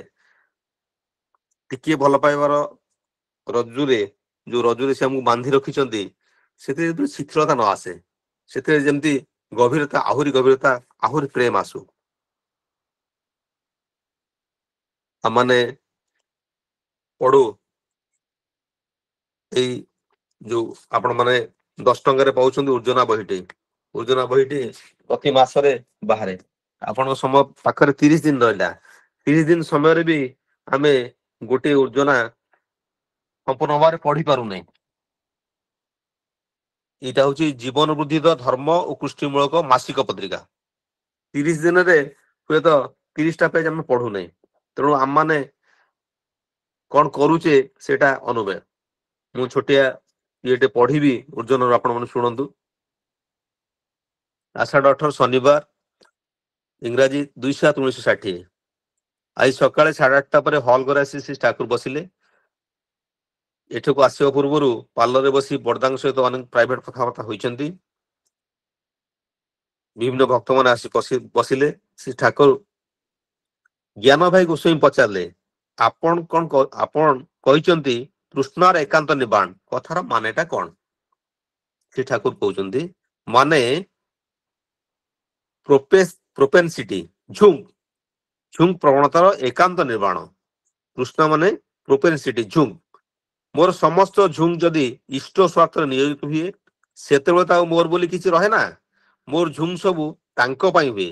ସେଥିପାଇଁ କୁହାଯାଇଛି ତୃଷ୍ଣାର ଏକାନ୍ତ ନିର୍ବାଣ। ତୃଷ୍ଣାର ଏକାନ୍ତ ନିର୍ବାଣ, ମହାଚେତନ ସମୁତ୍ଥାନ। ନିର୍ବାଣ ମାନେ ତ ଲିଭିଯିବା ନୁହେଁ। ନିର୍ବାଣ ହେଲା ପ୍ରବଣତା ଗୁଡ଼ିକୁ ନଟ୍ ଫର୍ ମାଇ ଏନ୍ଜୟମେଣ୍ଟ, ମୋର ଭୋଗ ପାଇଁ ନୁହେଁ। ଧର୍ମ, ଅର୍ଥ, କାମ, ମୋକ୍ଷ ଅଛି, କୌଣସିଟା ହିଁ ମୁଁ ମୋର ନିଜ ପାଇଁ ଚାହେଁ ନା। ଇଷ୍ଟ ସେବାରେ ଯେଉଁଠାରେ ଯାହା ଲାଗିବ ସେଠାରେ ସେଇଟା ଲଗାଇବି। ତାଙ୍କ ସେବା କରିବାଟା ହିଁ ମୋର ଉପଭୋଗ। ନିର୍ବାଣ ମାନେ ଯଦି ଲିଭିଯିବା ହୁଏ, ଆମ ସତ୍ତାର ନିର୍ବାଣ ଯଦି ହୁଏ, ତାର ମାନେ ତ ମୃତ୍ୟୁ। ତା କଣ କିଏ ଚାହେଁ? ଜ୍ଞାନ ଭାଇ। ତୃଷ୍ଣାର ନିର୍ବାଣ ମାନେ ସେମାନେ କୁହନ୍ତି ତୃଷ୍ଣାର କ୍ଷୟ। ସେ ଠାକୁର କହୁଛନ୍ତି ତୃଷ୍ଣାର କ୍ଷୟ ହୁଏ ନାହା, ବରଂ ଆହୁରି ବଢି ଚାଲିଥାଏ। ତେଣୁ ତୃଷ୍ଣାକୁ ଇଷ୍ଟ ସେବାରେ ଲଗେଇବାକୁ ହୁଏ। ଇଷ୍ଟାର୍ଥେ ନ ଲଗେଇ ମୋର ନିଜ ପାଇଁ ବ୍ୟବହାର କରିବାକୁ ଗଲେ ହିଁ କାମ ସରିଲା। ମୟି ସର୍ବାଣୀ କର୍ମାଣି ସନ୍ନ୍ୟସ୍ୟାଧ୍ୱତ୍ମ ଚେତସା ନିରାଶୀ ନିର୍ମମ ଭୂତ୍ୱା ଯୁଦ୍ଧସ ବିଗତ ଜ୍ୱର। ନିରାଶୀ ନିର୍ମମ ଯଦି ନ ହୁଅ ତାହେଲେ ଯୁଦ୍ଧ କରିପାରିବ ନାହିଁ। ତୃଷ୍ଣା ଗୁଡ଼ିକ ହେଲା ଜ୍ୱର। ବିଗତ ଜ୍ୱର ହିଁ ଯୁଦ୍ଧ କରିବାକୁ କୁହାଯାଇଛି। ବିଗତ ଜ୍ୱର ମାନେ ମୋର କୌଣସି ଚାହିଦା ରହିବନି, ମୋକ୍ଷର ଚାହିଦା ବି ରହିବନି। ମୋକ୍ଷର ଚାହିଦା ବି ଜ୍ୱର। ତେଣୁ ବୈଷ୍ଣବ ମାନେ କୁହନ୍ତି ମୋକ୍ଷ ବାଞ୍ଛା ଜୟଦେବ ପ୍ରଧାନ। ଜ୍ଞାନ ଭାଇ ଶେଷ କଥା ହେଲା ମହାଚେତନ ସମୁତ୍ଥାନ। ଶ୍ରୀ ଠାକୁର କହୁଛନ୍ତି ତୃଷ୍ଣାର ଏକାନ୍ତ ନିର୍ବାଣ ହେଲେ ଆମେ ମାନେ ଏଭର କନସିୟସ, ଚିରଚେତନ ହୋଇ ଉଠୁ। ବଡ କଥା, ମୁଁ ତୁମମାନଙ୍କୁ ଗୋଟେ କଥା କହେ, ନିଷ୍ଠା, ଆନୁଗତ୍ୟ, କୃତି ସମ୍ବେଗକୁ କନସେଣ୍ଟ୍ରିକ ସୁକେନ୍ଦ୍ରିକ କରି ପକାଇବା ଦରକାର। ୱିଥ ଅଲ୍ ୟୁର ମାଇଟ, ତୁମର ସର୍ବଶକ୍ତି ଦେଇ। ସେହିପରି ନ ହୋଇପାରିଲେ ବୋଧେ ମଣିଷ ହୋଇ ହୁଏ ନା। ଏଇ ଯେ ଚାଣକ୍ୟ କେତେ ବଡ ଶୈତାନ ଚତୁର ଅର୍ଥରେ, କିନ୍ତୁ କେତେ ବଡ ପଣ୍ଡିତ, କେତେ ବଡ ଡିଭୋଟ ଭକ୍ତିମାନ। ତାର ଲେଖା ଗୁଡିକ ଦେଖି ଅନୁମାନ କରିପାର ସେ କଣ ଥିଲା। ତାର ବ୍ୟକ୍ତିତ୍ୱ କି ବିରାଟ। ତାର ଏହି ହେବାର ମୂଳରେ ସେ ତିନିଟି ଜିନିଷ, ଆଡିରାନ୍ସ, ଏଲିଗେନ୍ସ ଆଣ୍ଡ ଆକ୍ଟିଭ ସର୍ଭିସ। ନିଷ୍ଠା, ଆନୁଗତ୍ୟ ଓ କୃତି ସମ୍ବେଦ। ଆମ ଜୀବନରେ ଆମମାନଙ୍କ ବ୍ୟକ୍ତିତ୍ୱକୁ ଯଦି ଉଜ୍ଜଳ ବ୍ୟକ୍ତିତ୍ୱ କରିବାକୁ ଚାହେଁ, ଆମେ ଏଇ ନିଷ୍ଠା, ଆନୁଗତ୍ୟ ଆଉ କୃତି ସମ୍ବେଦ। ନିଷ୍ଠା ମାନେ ତାଙ୍କ ପ୍ରତି ନିଷ୍ଠା ରହିବ, ଗୁରୁଙ୍କ ପ୍ରତି, ଇଷ୍ଟଙ୍କ ପ୍ରତି ନିଷ୍ଠା ରହିବ। କୃତି ସମ୍ବେଦ ମାନେ ମୁଁ କର୍ମରେ ଯାହା କରିବି, ମୋର ମୋଟର ସେନ୍ସ ନର୍ଭ ଅଛି, ମୋର କର୍ମକୁଶଳତା ଅଛି, ସବୁ ତାଙ୍କୁ ମଥା ଧରି କରିବି। ଆନୁଗତ୍ୟ, ନିଷ୍ଠା, ଆନୁଗତ୍ୟ କେବଳ ତାଙ୍କରି ପ୍ରତି ରହିବ। ମୁଁ ତାଙ୍କ ପ୍ରତି ଅନୁଗତ, ଆଉ କାହା ପ୍ରତି ନୁହେଁ। ଯେମିତି ମହାଭାରତରେ ଭୀଷ୍ମଙ୍କର ଅନୁଗତ୍ୟ ଥିଲା ହସ୍ତିନାପୁର ପ୍ରତି। ତେଣୁ ଆମର ଆନୁଗତ୍ୟ ରହିବ ଇଷ୍ଟଙ୍କ ପ୍ରତି, ଇଷ୍ଟଙ୍କ ପରିବାରଙ୍କ ପ୍ରତି। ଅନେକ ଭାବରେ ଇଷ୍ଟ ପରିବାର ଅନେକ କଷ୍ଟ ସହି ଆମମାନଙ୍କୁ ଇଷ୍ଟ ପଥରେ ଚଲଉଛନ୍ତି। ଆମମାନେ କେବଳ ମାନିବା କଥା, ବୁଝିବା କଥା, ସେଇ ରାସ୍ତାରେ ଚାଲିବା କଥା। କେତେ ଜୀବନକୁ ସେ ସୁନ୍ଦର ଭାବରେ ଗଢି ତୋଳୁଛନ୍ତି। ଆମମାନଙ୍କ ଭିତରେ କିଏ ଇଞ୍ଜିନିୟର ଅଛନ୍ତି, ଡକ୍ଟର ଅଛନ୍ତି, ବା ବିଭିନ୍ନ କିଏ ବ୍ୟବସାୟ କରୁଛି, ବିଭିନ୍ନ ଭାବରେ କିଏ ଚାଷ ବାସ ଯାହା ବି କରୁଛି, ସମସ୍ତେ କିନ୍ତୁ ଇଷ୍ଟଙ୍କୁ ଧରି କିଏ ହୁଏତ ଗୋଟେ ବଡ ସାହିତ୍ୟ ହୋଇ ଉଠିଛି, ଗୋଟେ ବକ୍ତା ହେଇ ଉଠିଛି। ସେ ଯାହା ଯାହା କଥା କହୁଛି ଅନ୍ୟମାନେ ଭାବୁଛନ୍ତି ଏଇ ସବୁ ଜିନିଷ ଗୁଡା ଆସିଲା କୋଉଠୁ। ସବୁ ଜିନିଷର ମୂଳ ହଉଛନ୍ତି ଠାକୁର। ଆମେ ଯେତେବେଳେ ହୁଏତ 40-45 ବର୍ଷ ପୂର୍ବେ ଯେତେବେଳେ ଦୀକ୍ଷା ନେଇଥିଲୁ, ସେତେବେଳେ କହୁଥିଲେ ଆପଣ ଯଦି ଜୀବନରେ ରୀତିମାନ କହୁଥିଲେ, ଯଦି ଆପଣ ଆଉ ଜଣେ ଗୁରୁ ଭାଇକୁ ଦୀକ୍ଷିତ କରିଦେଇ ପାରିଲେ ତାହେଲେ ଆପଣଙ୍କ ଜୀବନଟି ସଫଳ। ଏବଂ ତାପରେ ପରମ ପୂଜ୍ୟ ଦାଦା ଆପଣ ମାନଙ୍କୁ ଦୀକ୍ଷା ଦିବସ ସୃଷ୍ଟି କଲେ। ଆପଣ ମାନେ ହଜାର ହଜାର ଦୀକ୍ଷା ଦେଲେ, ବିଭିନ୍ନ ଭାବରେ ଦୀକ୍ଷା ଦେଲେ। ଏଇ କୋଭିଡ ସମୟର କଥା ଆପଣଙ୍କୁ କହୁଛି, 2020 ମସିହା କୋଭିଡ ସମୟରେ ଜଣେ ଭାଇଙ୍କର ସତ୍ସଙ୍ଗ ହଉଥାଏ। ସେ ମାଟି ମୋର ସ୍କୁଲ ସହପାଠୀ, ତେଣୁ କଟକରେ ସତ୍ସଙ୍ଗ ହଉଥାଏ। ପୂଜ୍ୟ ନଗେନ୍ଦା ଆସିଥାନ୍ତି, ସମ୍ମାନ ନଗେନ୍ଦା ଗୋଟେ ସାଙ୍ଗକୁ ଗାଁରୁ ଡାକିକି ଆଣିଥାଏ, ଭାଇ ବସିବୁ ସତ୍ସଙ୍ଗ ଆଟେଣ୍ଡ କରିବା ଆଉ ପ୍ରସାଦ ପାଇକି ଆସିବୁ। ସିଏ ଆସିଥିଲା, ସତ୍ସଙ୍ଗ ସରିଲା। ତାପରେ ମୁଁ କହିଲି ଭାଇ ଆଉ ଯଦି ସୁବିଧା ହୁଏ ଠାକୁରଙ୍କ ଦୀକ୍ଷାଟା ନେଲେ ଭଲ ହୁଏ।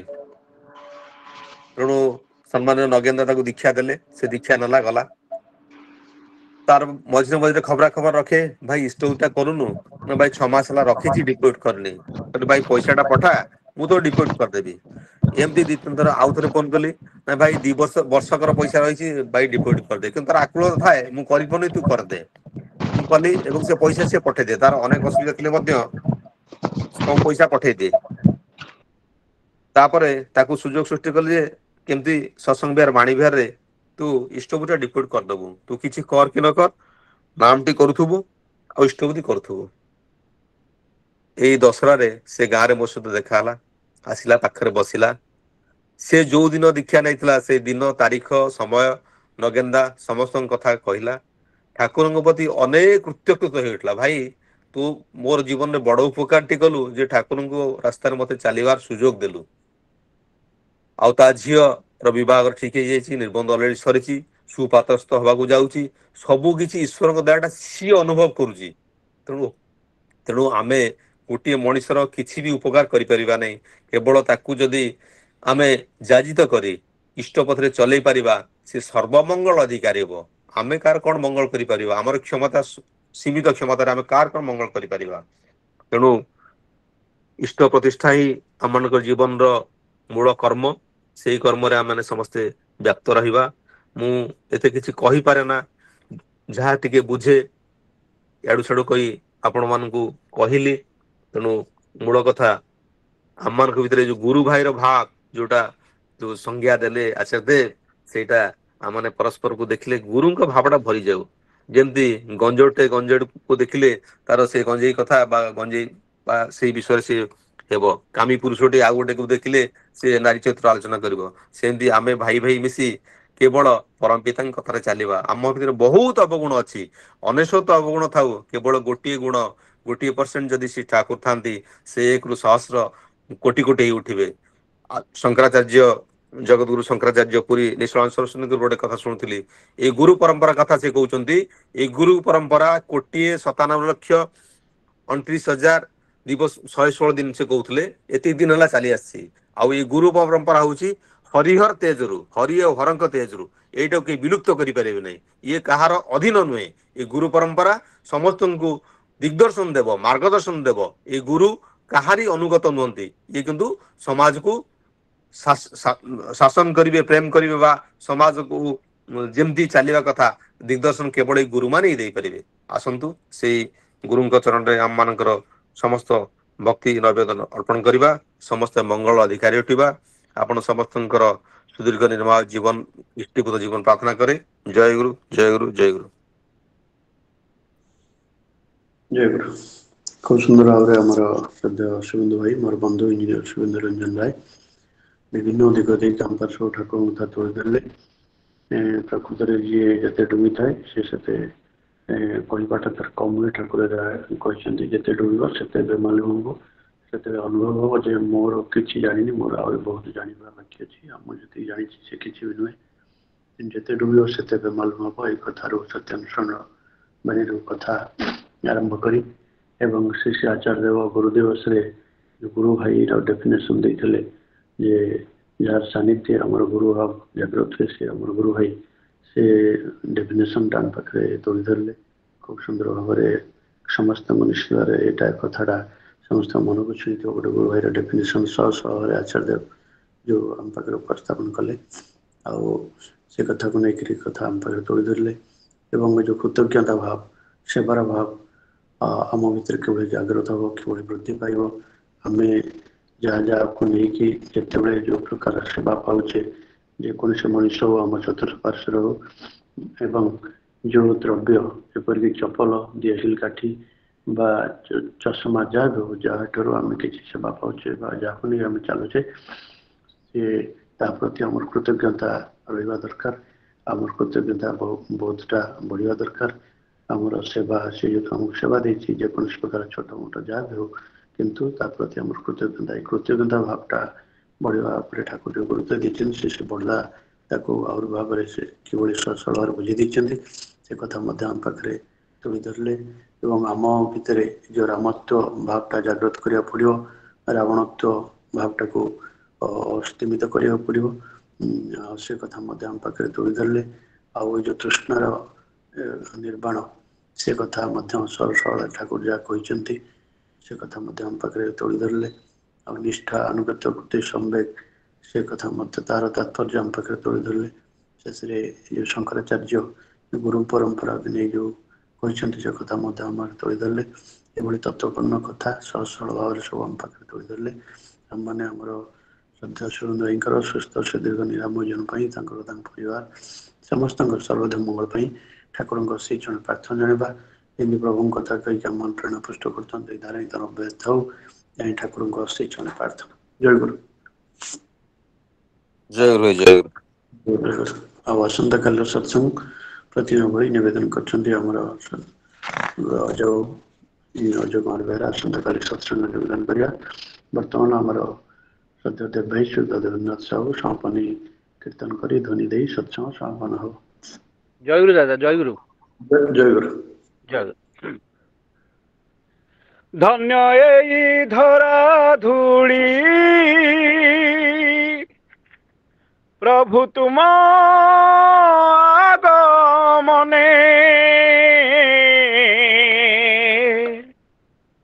প্রভু আসি বিরাজিছ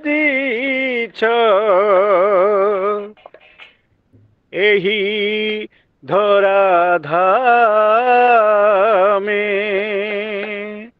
ଧନ୍ୟ ଏଇ ଧରା ଧୂଳି ପ୍ରଭୁ ତୁମ আগমনে, এই ধরা ধূଳି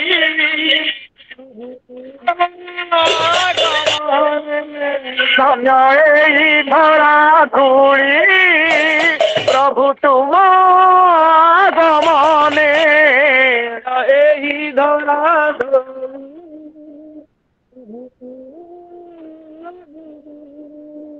প্রভু আসি বিরাজিত ଏହି ଧରା ଧାମେ, আসি বিরাজিত এই ধরা ধামে। মনাময় জীবন ଅନ୍ଧାର ନାସିଛି,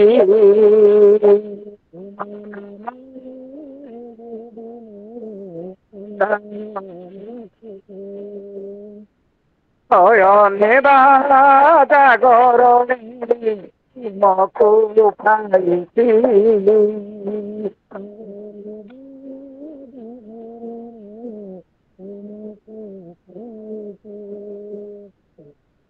নাম তুম ধ্যানে দূর হুয়ে দুঃখ, নাম বিষ্ণু হয়ে জানে কণ্ঠিত পথ,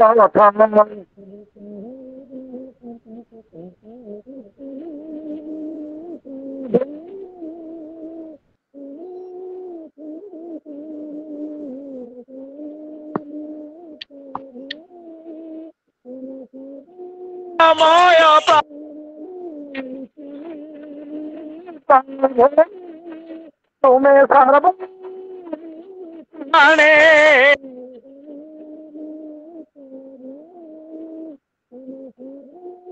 মন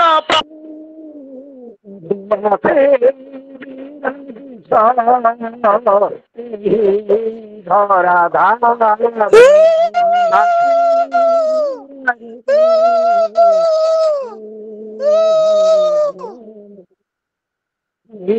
অথ সংসার মর ডোরি পানিয়ত তার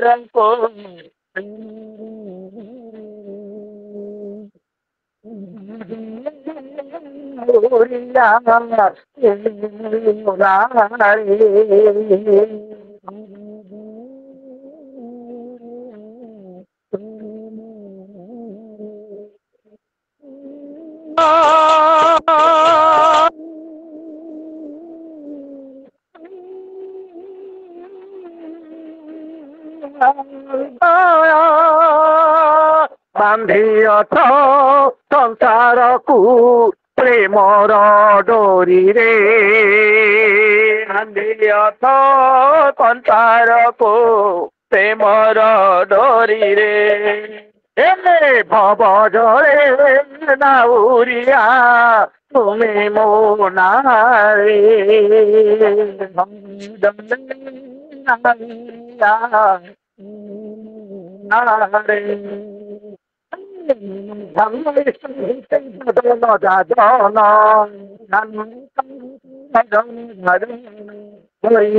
জীবନରେ ଶାନ୍ତି ଅନୁପମ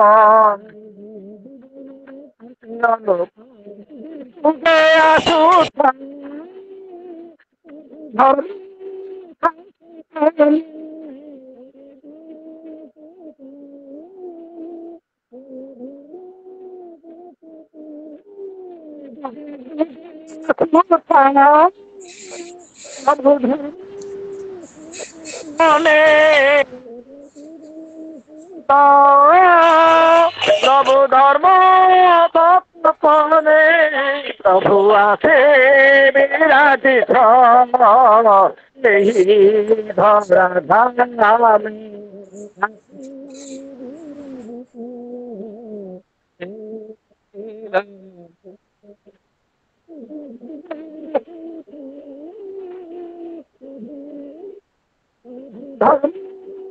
সপনে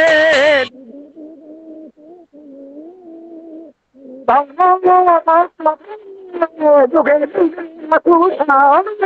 প্রভু ধর্ম সপনে যুগে প্রভু ধর্ম প্রভু আছে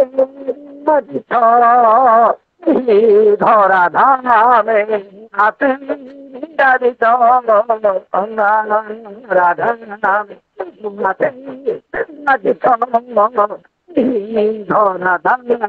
প্রভু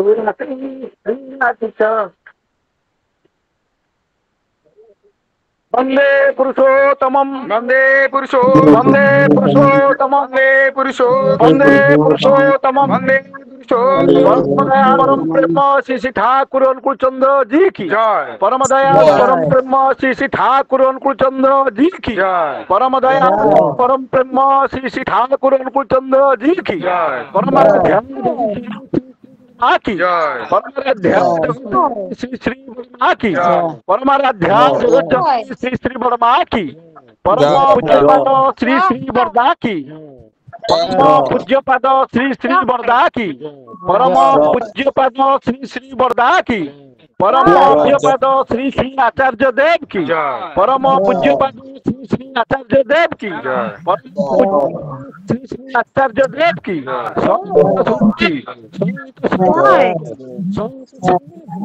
जय वंदे पुरुषोत्तम वंदे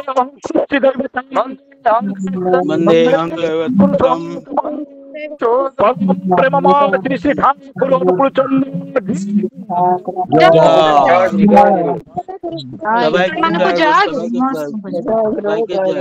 दादा जय गुरु दादा माँ भाई मन को समस्त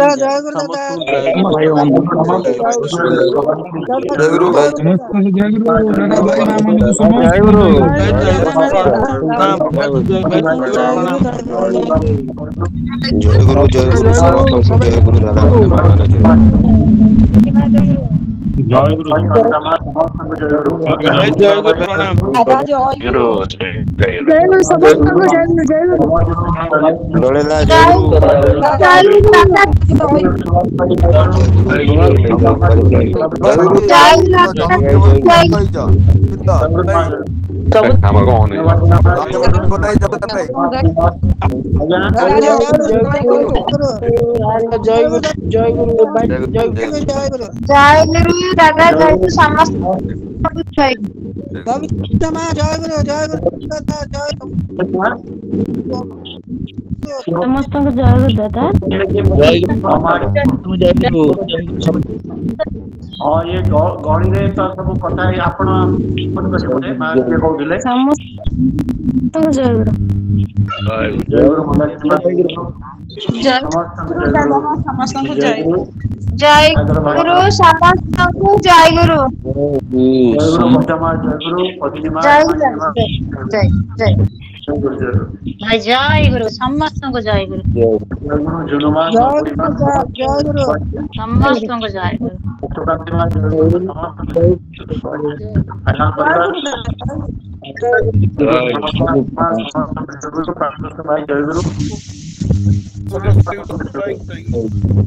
जय गुरु समुद्र स्मिता माँ समस्त जय गुरु जय गुरु जय जय गुरु समस्त जय कल्याण परिवार कृष्ण माँ संतनु समस्त जय